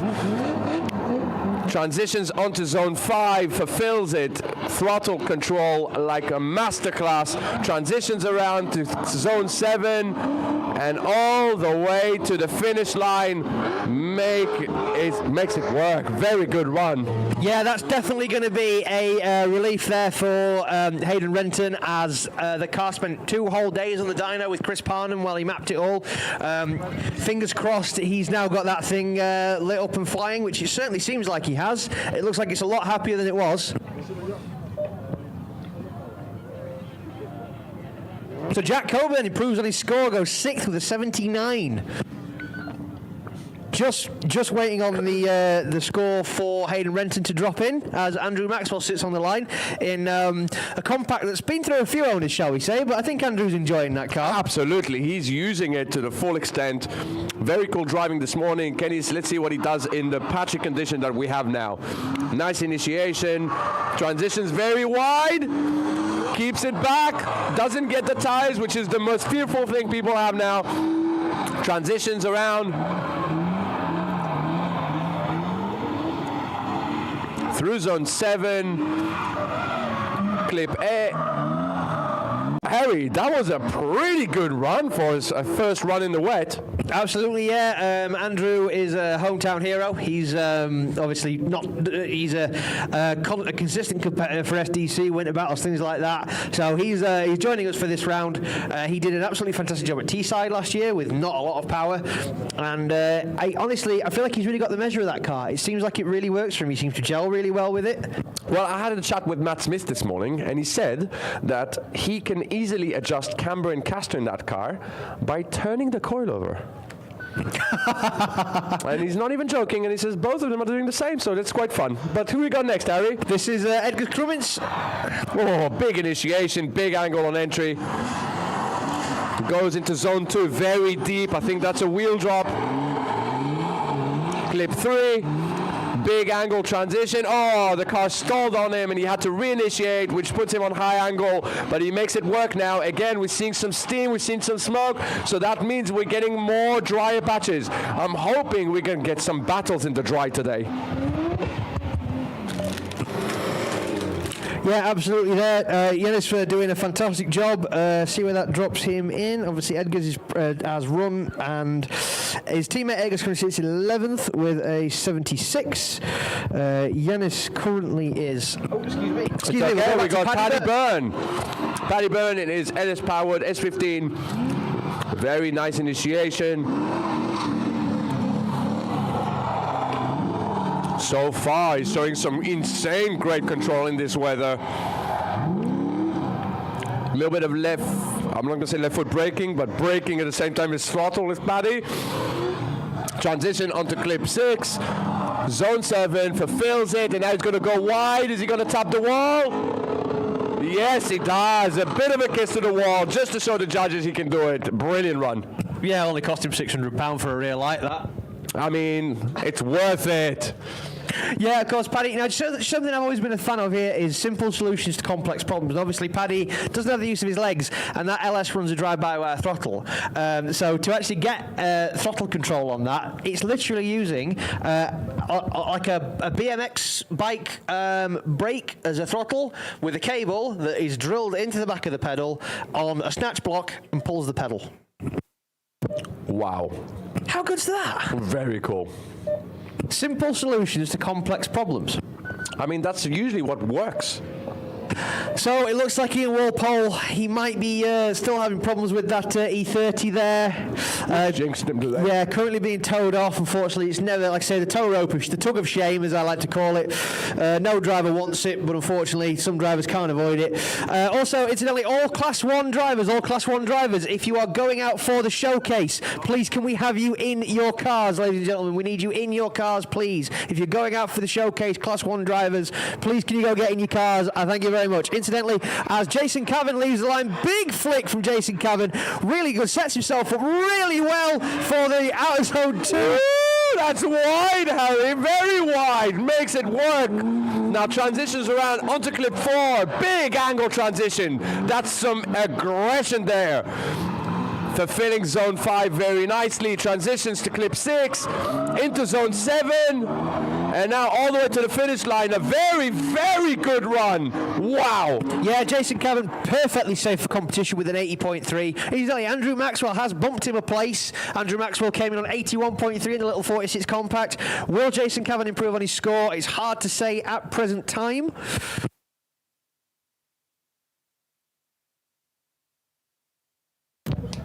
So next up we are going to see Mindegas for his second run. Yeah, Mindegas in the very, very reflective E46. I think he stole a bit of vinyl wrap off of William Hanna. No, that's how the car was. I mean, I think he's actually just changed front bumpers and doors. I don't know why, but here we go. Sent him through first. Transition into zone 2. Oh, that's going to be very wide or exactly right, and it is exactly right. Transitions down into clip 3. Oh, big aggression into clip 4. Keeps it tidy so far. Uses the angle and the throttle very nicely. Onto zone 7 and all the way to the finish. Oh, he tried to wall tap, but he kept it very close, and even got a drone on his tail, so that means the weather is improving if the drones are out. Absolutely, yeah. You don't fly the drones in the wet. So that hopefully might be a bit of an improvement on his score there, because it was fantastic. A very good run there from Indigus. Very, very good, given the very patchy conditions on the track. Jason Cavan does not improve on his score, incidentally. Still 80.7, but Indigus just waiting for his current score to drop in for that second run. So here we go. This is Jarvis Williams in the little supercharged Mark II MX-5, doing it for the low power heroes. Oh, but who says low power means anything? Look at its pace. He's very fast. On very high angle. Through clip 3. Transitions onto clip 4. Nice fulfillment of zone 5. It looks like it's gripping up. We can hear tire squeal. We can hear tires. We can see tire smoke all the way to the finish. Avoided going in the wall. Really good run from Jarvis. Yeah, amazing. Currently sits. I say it was a low power hero. That car does actually make nearly 300 horsepower, which is a hell of a lot for it. That's not low power in an MX-5, Harry. No, you know what? I'm selling him short there. He's done a hell of a lot of work to that car. He was very kind to keep me in the loop all the way through. Currently sits in 10th with a 77.3. Will he improve on that? So next up, we're going to find out if Damien is going to improve. He has a big job ahead of him. Very different conditions now, so he went back in to change for the wet setup, and now it looks like it's drying up. But the one important thing is, we're definitely going to hear some really good engine noises. Absolutely. There you go. Obviously, BMW V12 in that, not a Mercedes currently. Yeah. So now it's nice initiation. Oh, he's okay. He's made it work. No understeer this time. Doesn't fulfill zone 2, absolutely perfect, but he gets there, he's in the right place. Clip 3, oh, there's a lot of tentativeness on the transition into clip 4, but he's still on there. Can he put a score on the board? Listen to that, that is a beautiful noise. Got 12 cylinders, uses them all. And if you don't know that song, I'm very, very disappointed. I don't, actually. Hot Rod Lincoln? No. My pappy said, son, you're going to drive me to drinking if you don't stop driving that Hot Rod Lincoln. No. Oh, you Philistine. Anyway, Harry Cunliffe now leaves the line. Woo! Little Harry on the line. Let's see it. Send him. This is going to be harder, more aggressive. Through clip 1. That was a brilliant angle. Into zone 2. Brilliant on A-line. What a run so far. Clip 3. Transitions on big angle to big angle. Fulfills it with the back end of the truck. Into zone 5. Edge of the truck. Now transitions into clip 6. Beautiful. A bit of a clutch into stall and backs on power all the way to the finish line. Doesn't clip the wall because he wants to keep the car intact. What a run, Harry. Make some noise for little Harry. What an amazing driver that young man is. Absolutely incredible. Putting on a clinic. Ladies and gentlemen, that is how you do it. I mean, currently sits in a very commanding position anyway. Currently in 4th place with an 82.3. So he's got more than enough to be in battles there. There's absolutely no way he's not going to see battle action. I don't know if he's going to improve. Is that an improvement? What did he get on his first run? 82.3, very high score. So I think there's a big chance there. But next up, we are seeing Tomo in his R33 leaving the line for his second run. First run, he span out. This time, he's keeping the control. A bit of a tentative transition into zone 2, but he makes it work. He's in zone 2. Heading towards clip 3 on very good angle. Transitions around. Oh, the car stalls again. He had to reinitiate. But now he's in zone 5. Fulfills it fairly well. Transition to clip 6, zone 7, and all the way to the finish line. Yeah, definitely a banker for Thomas there. Whether it's going to be enough to get him in the show, don't know, obviously. He was sat on a 0, so he couldn't really do any wild antics. Fingers crossed he has actually done enough there just to get himself inside the show. Currently, the drop zone is 32nd, Matt Fitton on a 53.3.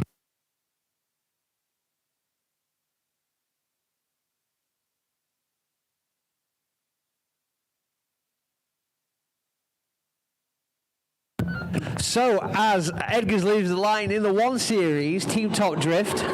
That was a good run on the first run. Can he improve on it? Transition into zone 2. It's drying up the hill. We can hear it now. And then gets back down to wet. Transitions around to clip 4.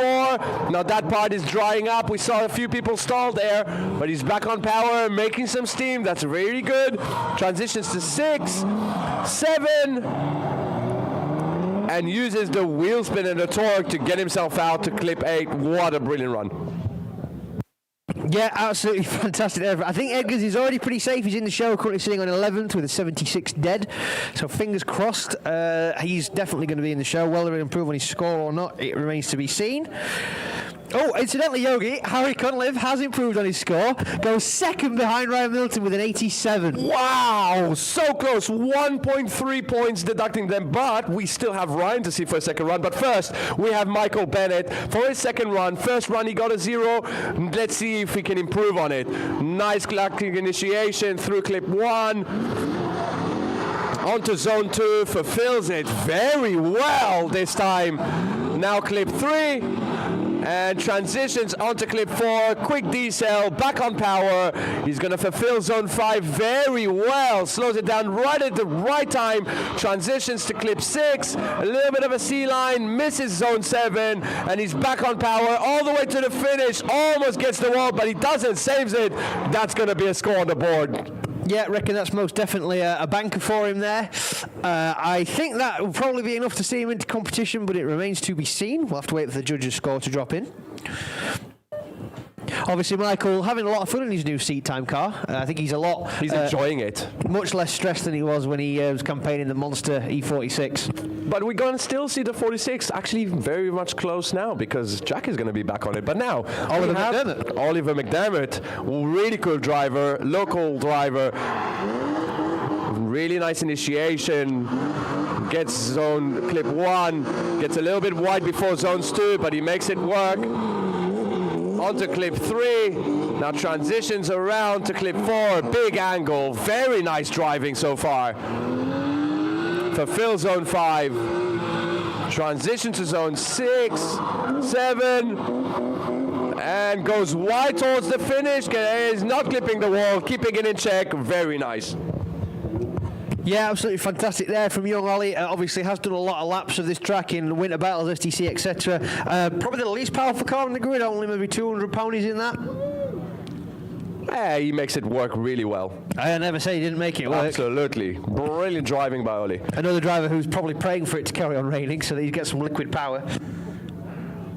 But next up we have Ryan Milton on the line. Can he improve? Can he improve his score that's already put him in first place in qualifying? There's not many drivers out there yet that can improve on that score. Actually, there is one, and he's going to come next. But first, we're going to see Ryan first. Let's see. Ryan leaves the line. Probably a bit more grip now in the car. Big clutch kick initiation through the inner clip. Very nicely. Transitions around. Back on powers, fulfills zone 2 a little bit early. We saw a bit of smoke. It's catching them off guard. Now into the puddle, transitions to clip 4. Brilliant decel, gets the car on angle, gets the back on power through the zone, transitions around to clip 6 and zone 7, and I think that's a good run, but don't think that's going to be better than the first one. I don't think that's a topper, but incidentally, Ryan Milton very much on track to make it 2 for 2 with qualifying scores. Absolutely. So, just very quickly as well, Oliver McDermott putting in a great run there, qualifying 8th with a 79.7. And now his dad. Yeah, Big Scott, Team Skid Risk. Here we go in his SR20 powered S13. Hey, Yogi, an SR20 powered S13. You like them, don't you? Yeah, I like them. Yeah, great cars when they work. When they work. If they I work. mean, his is very... I'm not going to jinx him. Harry, you're making it jinx people. Here we go, leaving the line. Nice initiation through the inner clip. Transitions a bit early.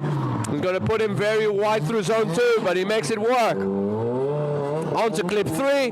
Transition through clip 4 on big angle. That was a good transition there by Scott.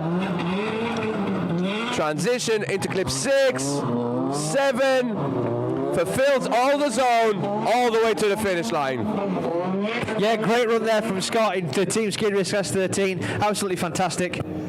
How is the only person that's done smoke in the burnout box in the last 10 drivers is Kieran Bond in a stock car? Because it's not a stock car. I've told you there's 2 turbos on it somewhere. I've just got to find the damn thing. Just got to find. I want that. If he wins again, I'm gonna drag that car into Stu's garage, have it up on the lift, and check that there's no like rear mount turbos underneath it. Under the car. There we go. Sending him out in patchy conditions now. Can he improve? Can he do better? Wow, that was some aggression. Big angle through in the inner clip. Now on to clip 2. Wow! Brilliant throttle control through. Big angle through clip 3. Clip 4. Zone 5. He just collects them like there are Pokemon cards. Just one by one. He's going to get them all the way to the finish line. Kieran Bond has done another great lap. Yeah, absolutely fantastic there. Kieran Bond actually has been knocked down the order a bit by several drivers. You can't be having that at your home track. Kieran Bond currently 17th with a 73. I feel like he's definitely going to improve on that score.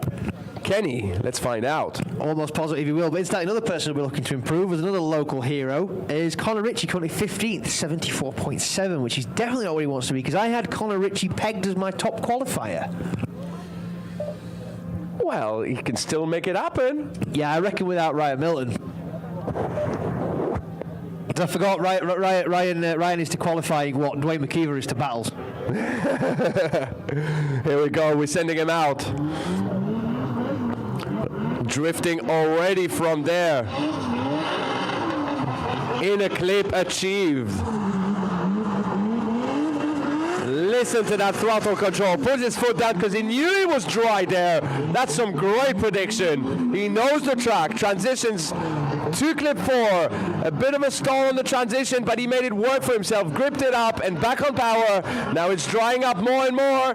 He's noticing it and he's trying to put more power down and going all the way to the finish. Brilliant. Incidentally, I think Kieran Bond must have heard us.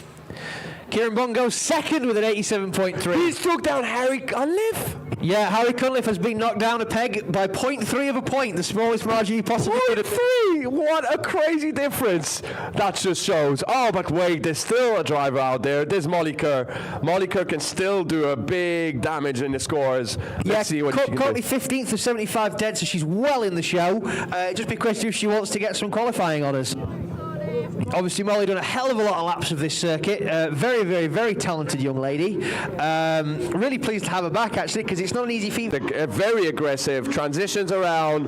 Going onto the zone 2, which is currently dry. Controls it absolutely perfectly. Transitions to clip 4.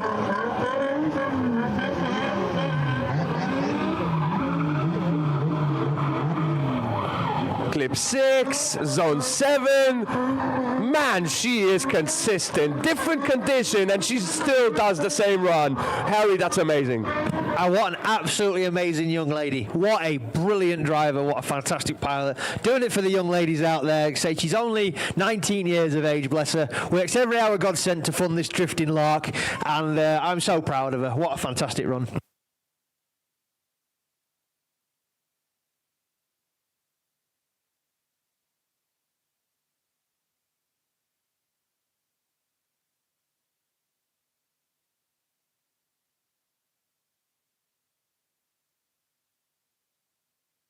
So Hayden Renton now leaves the line in his little V8 Power Compact, looking a lot happier than he was last round, thanks to a lot of breathing on it by Chris Parnham.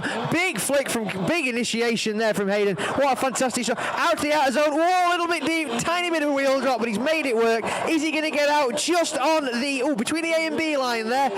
Straight down into clip number 4. Fantastic, keeping it slowed down, keeping it on angle, up to clip 5. On a little bit of power now, through the patchy conditions. See a bit of smoke coming off those back tyres, through 6 into outer zone 7, right between the A and B line, comes up onto the wall, big power, lots of rev limiter. Ladies and gentlemen, make some noise for Hayden Renton. Absolutely fantastic run there from Hayden. Super happy that he's got that car working where it used to be. Obviously, he's been fighting issues with that for quite a while now. Looks like he's finally got it licked. Hopefully, and that will continue because Hayden is going to be a force to be reckoned. This is just him driving and hoping the car works. Imagine what's going to happen when he's actually going to be confident with it. Well, there's another young Northern lad in the compact now who apparently is quite good. Toby Walker. Toby Walker, he's quite good. Let's see, can he improve on his first score? Now he's going to be confident. Through clip 1, very big wash. Transition, oh, that's going to be wide. He drops a wheel, there's smoke coming. And off guard. Coming from wet to slow is very, very difficult. Absolutely, yeah. Toby is currently 30, so he's very, very close to the drop zone. Fingers crossed that might just be enough. Somebody here who is sat on a 0, somebody who has it all to play for now, is Kev Florence. Unfortunately, one of his teammates, Matt Fitton, has been knocked out of competition. Paul Seymour, his other teammate's currently in the show. He has it all to do with this one run. Can he do it as he flicks it in?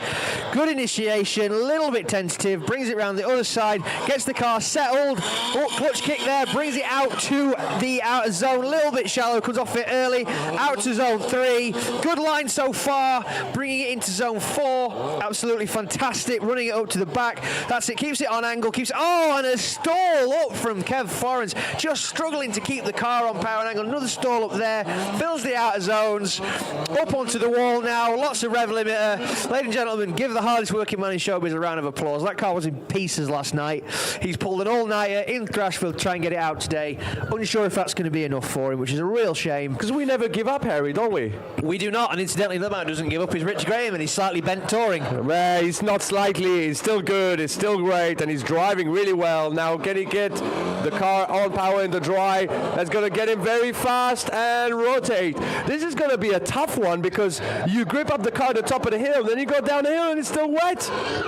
Unfortunately so, and that may unfortunately be all that is written for Rich Graham there. That will probably be a 0 from the over rotation, which would suggest that he might be out of competition, unfortunately.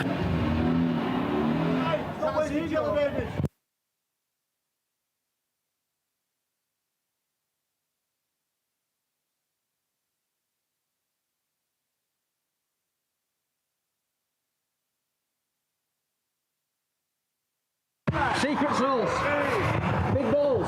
Big balls. Big balls. All right, we're back. Oh, there's a driver who didn't get caught off guard by it. He stayed in the dry, stayed in throttle. Now back on power, onto clip 4, transitions very snappy, settles the car, back in zone 5. Clip 6, goes a little bit shallow, puts himself a bit in the wrong place. Can he keep it off the wall? Oh, just by a hair. Yeah, not a bad run there from Yanis. Obviously currently sits on a 0. That was his second run of 2. Fingers crossed he's got enough there in the tank. I'm unsure though, I'll be honest. The current drop zone is Claudio with a 58.3. He's currently in 32nd place. I do believe that we still have only Ian Walpole to get a score. Everybody else is currently in the show. You have Scott and Oliver McDermott, their father and son. Oliver McDermott obviously having a really good qualification, session, currently 9th. Scott is currently sat in 22nd, so both definitely safe for battles. As Andrew Maxwell leaves the line, 7th position with an 81.3 to improve on his score, hopefully. So far, so good. Great initiation. He goes wide and he saves himself from the tires. Yeah, that's the most important thing there. Is you've got to keep it off that rubber because those really hurt when they get hit. How did he get his helmet so quick? He turned around and wow, that was pretty quick. Yeah, he was.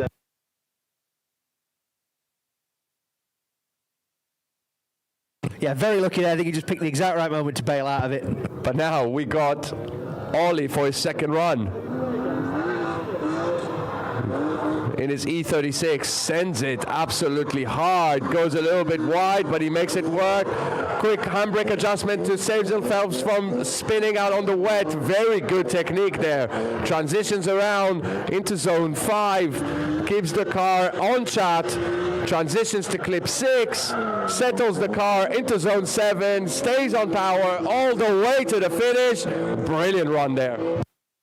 Yeah, absolutely fantastic there. I don't think Oliver had anything left to prove, to be fair. He's doing absolutely fantastic. Starting 9th with a 79.7 and, basically no horsepower. So, And now he's followed by his dad with all the horsepower. well, some of the horsepower. It's still an SR at the end of the day. Whoa, Harry. There's still horsepower in an SR. Yes, I know there's 2,000 horsepower SRs out there, but you've got to spend about 300 grand on them. That's okay, because it works. His car works. It's really good. Nice initiation, transitions onto zone 2, up the hill. Fulfills zone 2 very nicely so far. Keeps the car on check, transitions onto clip 4, settles the car, goes back on power, fulfills zone 5 brilliantly. Transitions onto clip 6, zone 7, and now towards the finish. Can he keep it right? He does. Very good run by Ollie. That's going to be, Scott, that's going to be an improvement. Yeah, most definitely. That was a really fantastic run there from Scott. Definitely probably going to jump him up the order. Now, Yanis, who just ran in the E46 Team Top Drift, currently has put a score in. He's 32nd with a 63. That's what the cutoff's on. That's cutting it. And there is the last man in the line is currently sat on a 0, having been towed off twice. So now, can he improve? So does that mean he has 2 runs then? Well, let's see if he can do one first. He did do a first run, didn't he? Oh, he did. Yes, So he is sat on a 0 from his first run, so he has 1 run to try and ruin Yanis Tirum's day. Well, let's see if he can make it happen. At least he's leaving the line now. He's leaving the line. Very good initiation through clip 1. Big angle, transitions back, a bit of steering edge. Oh, and the car shuts off again, which means that's going to be another 0. Yes, unfortunately so, ladies and gentlemen, and I do believe that will... Oh, it's not a lie, ladies and gentlemen. We have 1 man, 2 men who might ruin the day. We have the incident that occurred earlier that many people watched, the coming together of the Beaconstones E30 and Rich Herman in his freshly built E36. Now, Alex Williams is behind the wheel of the Beaconstones E30. Oh, is it? Yeah, so he's in a black race suit and Rich's is grey. So I spotted as he drove past black races. This is Alex Williams. Jeez, you know everything, Harry. Trying to qualify that car. Where do you keep all that information, man? In my giant, magnificent brain. And then we've got Rich Herman, who was the other unfortunate participant in that little melee. Rich obviously has thrashed and bashed, and yours truly has also thrashed and bashed on that car to try and get it back together. It is his first event in this car now that it's turbo, isn't it? It is, yeah. He's been 2 years building that and 3 laps to destroy it. Oh, can he keep it around? Can he keep it right? Do you know what? After all the slog he's gone through to try and get that car out, I'm so hopeful for him. Well, first we are seeing Alex Williams in a borrowed car again. Can he drive that? He does. Absolutely mega driving so far. Goes a little bit wide, makes it work through zone 2. And over-rotate and goes a little bit too hard. Again, the dry of zone 2 sends you off into a wet patch that is just very hard to control. Yeah, Alex has done absolutely 0 wet laps, and that is unfortunately going to 0 him out. He does have another run. We have to be careful of this, as our wonderful marshal there, Mr. Ian, just skis down the bank on his backside to reset that cone for us. He slipped and went down on his arm. We used to make fun of you sleeping down the road. I went down that on my face. Oh, that's worse. So here we go. Rich Herman leaving the line very slowly. No, he's fine. He's fine. Nice initiation. Oh, rotates a bit too much and then brakes. That sent him right into a spin. In all fairness to Rich, he's had all but 3 practice laps, and then it's been Thrashville for the last 3 hours. Well, I mean, I would use this. Oh, is that gravel? I think it's a lot of things. It might be bits of welding wire. It might be random bolts. It might be bits of the porta power. It's hard to tell because a lot of tools are getting flung about on that car. So here we go, Alex Williams for his second run. Can he keep it right now? He's learned from the mistake. He's going to go on to the dry. Keeps it right this time. Can he slow down enough? Oh, just sprays the marshals with the big puddle. Now back on power. Settles the car to zone 5. So far, looking good. Zone 7 goes a little bit wide. He makes it work all the way to the finish line in a bald car. He's never driven this car. Make some noise for Alex Williams. That was good, but is it enough? I mean, that's gotta be enough. I don't know.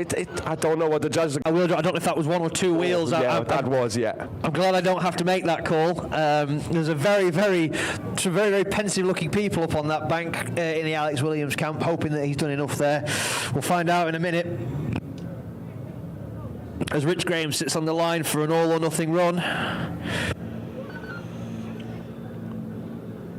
As Rich leaves the line now very gently. Obviously, this car horrifically bent earlier, but we've managed to get it straight to some degree.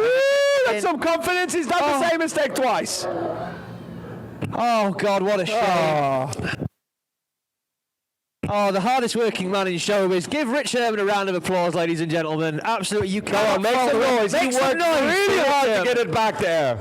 Absolutely. That young man has spent 2 years building that car, got all of 3 laps until he bent it in half, straightened it out, brought it out, and just couldn't make it work.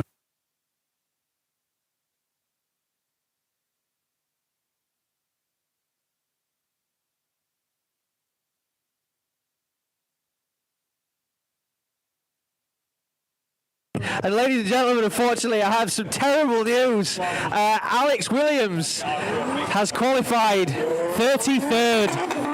So he's just not quite in the show, unfortunately. That is gutting for that young man after all the hardship. However, let's have a bit of chill time and watch some mad folk from the Pro 1 class go out and get a few laps in. And we'll be back for battles in an hour.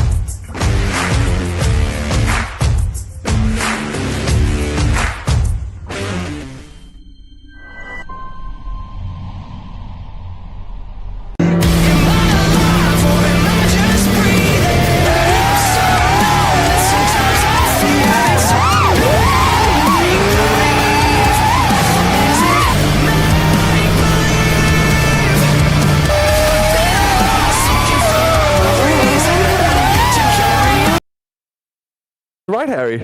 Absolutely, and they're the people who likely don't have all of the choice performance bit, which PO can happily provide for you. If you need anything from a lock kit to an adapter plate to a hydro, go and see Pavel and the guys at PL. They will sort you out. They've got a cool stand as well, and they're very smiley, very cheery, and there's like a mini party going on there as well. Lovely folk.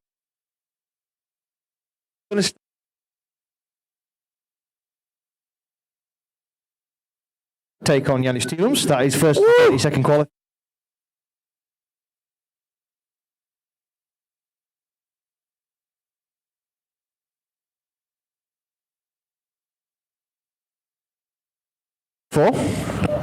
This is going to be interesting. There's some crazy battles.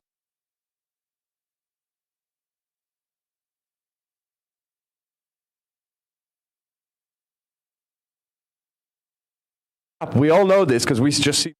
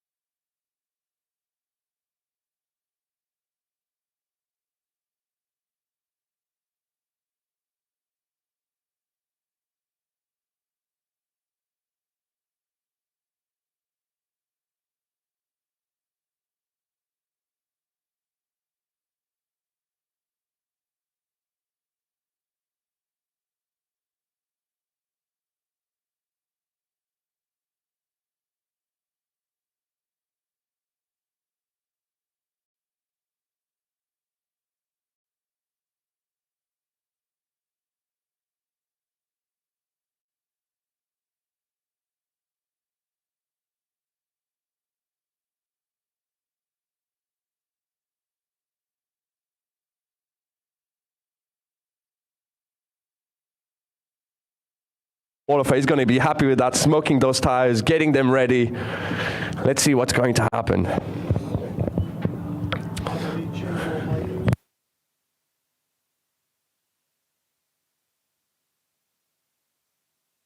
Here we go, sending him off, Ryan and Cone. Oh, very good initiation by both drivers. Yannis is right there. He's staying close. Ryan is learning the new grab condition. Back on power, shortcutting a little bit. It was on C-line in clip 3, but transitioning around. Yannis is going very wide, but he's staying on Ryan Minton's door. Oh, and he has to shut it off because he's put himself on the inside. Ryan, in the meanwhile, just gets back on power and smokes it out.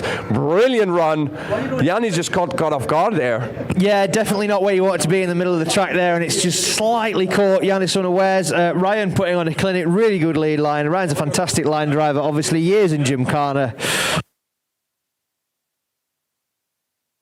Okay, now we're going to switch them around. We've got Yannis in the lead and Ryan in the chase. And now they've learned a little bit more about the track conditions. I think they're going to be more on point. How close can Ryan get? I know for a fact he can get very close. Over 200 horsepower difference in those two cars as well. But look at Ryan.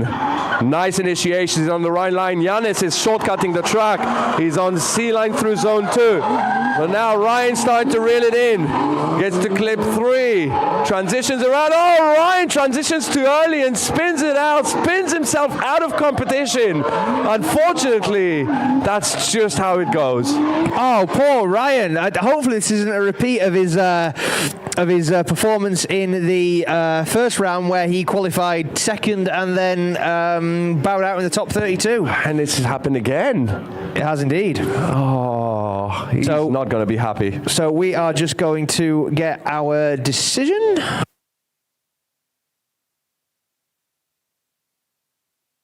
So the lovely young lady there with the finish flag just by the pit entrance is going to flag us for the decision. Although first and foremost, we've got the closest battle, 16th and 17th place qualifier. Hayden Renton to lead, Connor Ritchie to chase. look at Hayden flying around. Connor Ritchie is sticking it right on the door. He's got more power, more pace, and he knows the track better. Wow, that transition was so close. Back on point. Oh, Hayden shuts it off in zone 5. I don't know what happened there, but he's not going to be happy with that. Connor is staying on throttle and go to the finish. Yeah, it looks like a...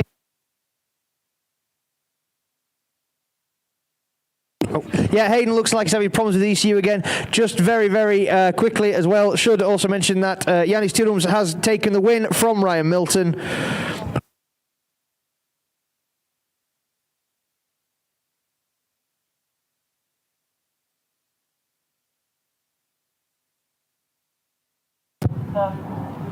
Is it one more time?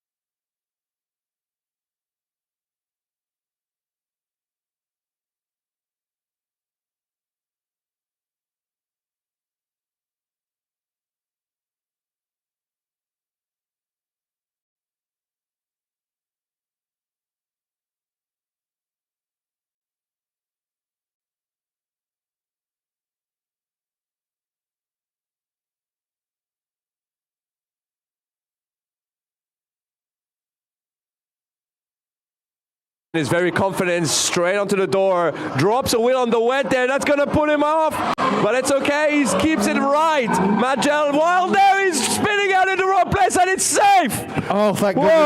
Wow, goodness me.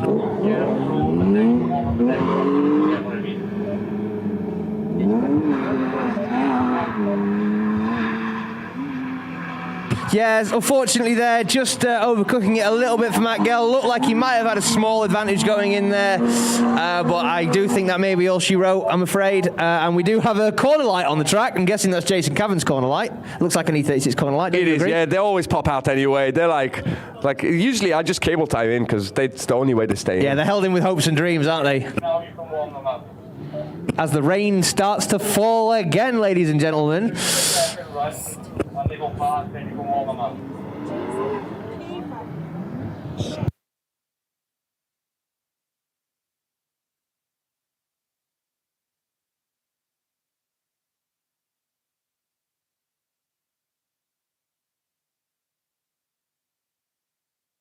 And Jason Caven gets the win, ladies and gentlemen. Unfortunately, commiserations to Matt Gell. Very good job on qualifying in only his second ever event.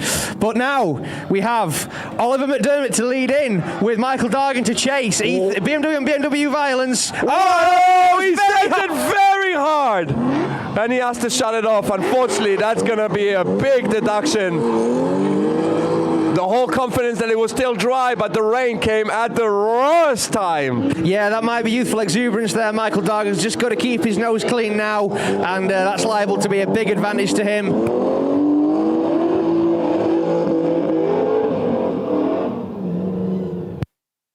Yeah, so unfortunately there, just again, Oliver McDermott just maybe getting a little bit ahead of himself. But we got to flip them around, we got to go again, and there's still one half of the battle to run. Anything could happen.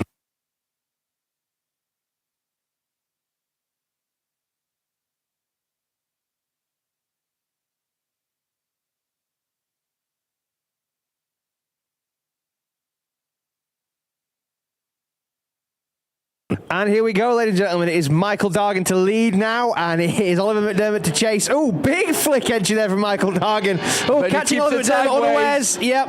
Well, Ollie now tries to reel it in. He's going to try and put some pressure on. He's taking right onto the door. He's staying there all the way around. So far, the closest proximity we've seen. Can he transition around? Yes, he can. What a transition by Ollie. Gets it onto this door of Michael. Doesn't tap him. He puts all the pressure, tries to make Michael make a mistake, but he doesn't manage to make it happen yet. Michael is flying through and all the way to the finish line. That is a run, and I think that's all he's going to road. Yeah, I think, unfortunately, as incredible of a chase run as that was from young Oliver McDermott there, don't think he's done enough to dethrone Michael Dargan there. I think it's probably going to be, I mean, I'd say that I'm not a judge. It might have been something that I haven't seen. I mean, at the same time, we did think that Ryan's Milton weekend was over, so we'd never know, right? The judges are different people, so we're going to find out now.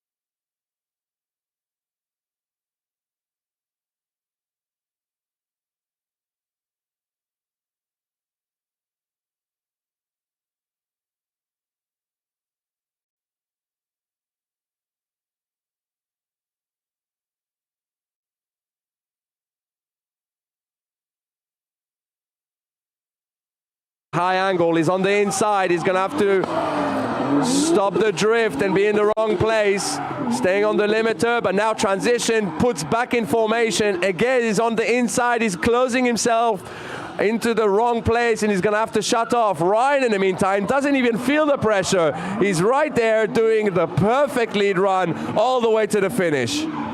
Yeah, in terms of a line drive there, you can't knock Ryan Milton at all. That was a pretty textbook run there, obviously, and he's found himself in the wrong part of the track quite a bit.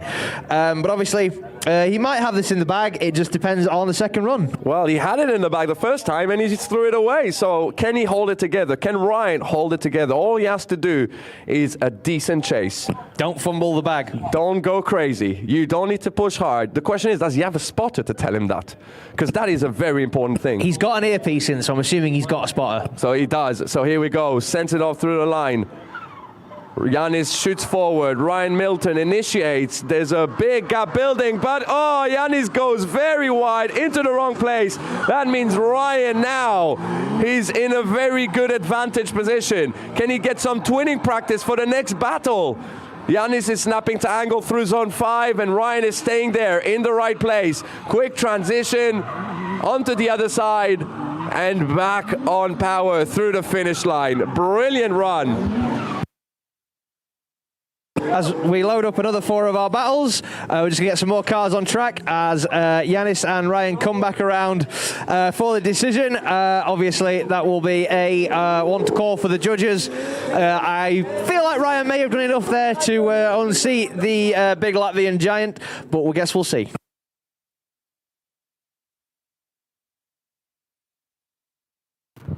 So here we go. Lovely finish, Marshall. Is going to wave the flag one way or another, and the winner is Ryan Milton takes the win. Yeah, Ryan Milton in the Firefly MX-5 advances to the top 16. He's going to be very happy with that. Obviously, very, very good one more time, actually. First battle for him to win, I believe. It's the first time he's winning a battle in competition. This is really impressive. You assume correctly. Ooh, next battle is going to be fire. We've got Nathan Rudd in his M54 Compact. And we got Vicky in her turbo V8 BMW. Go on, tell us the engine code, because I can't remember. M62B44 steel line forged turbo with M60 heads and an 8 HP gearbox. Okay, yeah, that was, yeah. What he said. It's a good engine, does good stuff. It's a good engine, it works, and she's driving well. Now Nathan is driving well as well. All differences, who is more confident, who's going to stick closer. I think Nathan has done a lot more laps on this track in his car than Vicky. Vicky still hasn't fixed that issue with the headlight wiring. What? The flickering. She needs a new stalk, man. I think they're made by Lucas. So here we go. Send him out. Nathan Rudd is going much faster in, building a gap already. Threw in a clip, really nice. Vicky starting to reel in the proximity. Nathan gets on high lock, stalls it up, doesn't reach zone 2. But he makes it work, keeps it on throttle. Vicky staying chill behind, keeps her composure and stays on the qualifying line. Even though Nathan is trying to run away, she's keeping it in the right place. Last transition into last corner. That's when Nathan goes a little bit wide. Vicky reels it in, a little bit of left foot braking through the finish line. Brilliant run. As the heavens open here at Driftland, ladies and gentlemen, we are very sorry about this. We did order some good weather, but apparently it's still in the post. I mean, this is kind of the normal weather we expect here, really, no? How do you know when it's summer in Scotland? The rain's warm. The rain's warm. Well, it's not warm right now. We're not in summer yet. What is summer? What's a summer? Does a summer exist in England?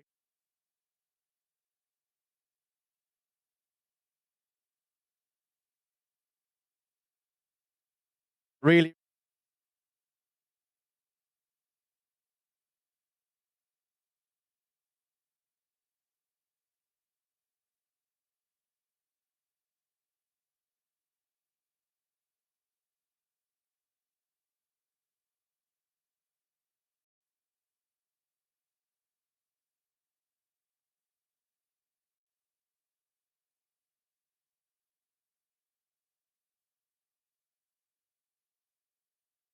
The transition a little bit, but she gets it right onto zone 5. Transition around. Nathan snaps the angle, keeps it on the right angle, pushes on Vicky's rear corner, stays on it, and stays all the way to the finish line. What a driver Nathan is showing.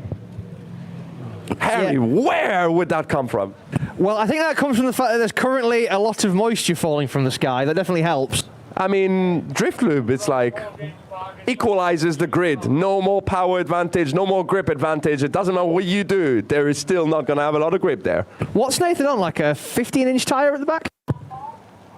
I can't see from that far. I think it will probably be 17s, if I'm honest. But I might be wrong. It might be 15s. They look small. I'm not going to lie to you. They look very, very small. We're just going to quickly get some quite sensitive camera equipment off track because it's not really designed to float away in a deluge. So.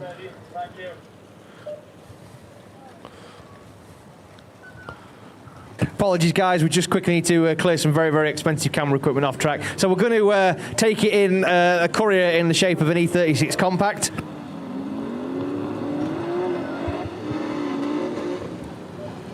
As Nathan, ever the showman. So who's going to take the win? Is it Nathan Rudd? Is it Vicky Lynch? Finish flag is raised, and it goes towards Nathan Rudd. Nathan Rudd takes the win. That has the advantage of meaning that Stephen Lynch has a spare car for tomorrow when he inevitably breaks his. I mean, yeah, that's one thing. Yeah, absolutely. Congratulations to Nathan Rudd, though. That's quite an achievement for his first competition round in a very, very, very long time. Very, very good. But next up, we are seeing Chrissy Palmer against Jonathan Hargrave, a veteran in drifting. I mean, we're going to call him a veteran because he's been drifting for a few years now, whereas Chrissy is a brand new driver, but he has a lot of motorsport experience. What is going to happen in the wet? Two of the nicest blokes on the Pro 2 grid as well. So there we go. Nice initiation by Chrissy. Still clip 1. Jonathan is trying to push harder now. He's getting a bit more pace. Chris is shortcutting zone 2 a little bit, but the conditions are absolutely crazy right now. Transitions around, gets through zone 5. Jonathan is pushing, he's on the door, using a little bit of left foot braking to keep it settled. But now Chris is trying to run away through last corner, again shortcutting the track a tiny bit, but he makes it work. Great run by both drivers there. Absolutely, it's more like sailing at this point. There's so much standing water on that track. Wow. And it's getting worse and worse. We're going to have great fun watching this.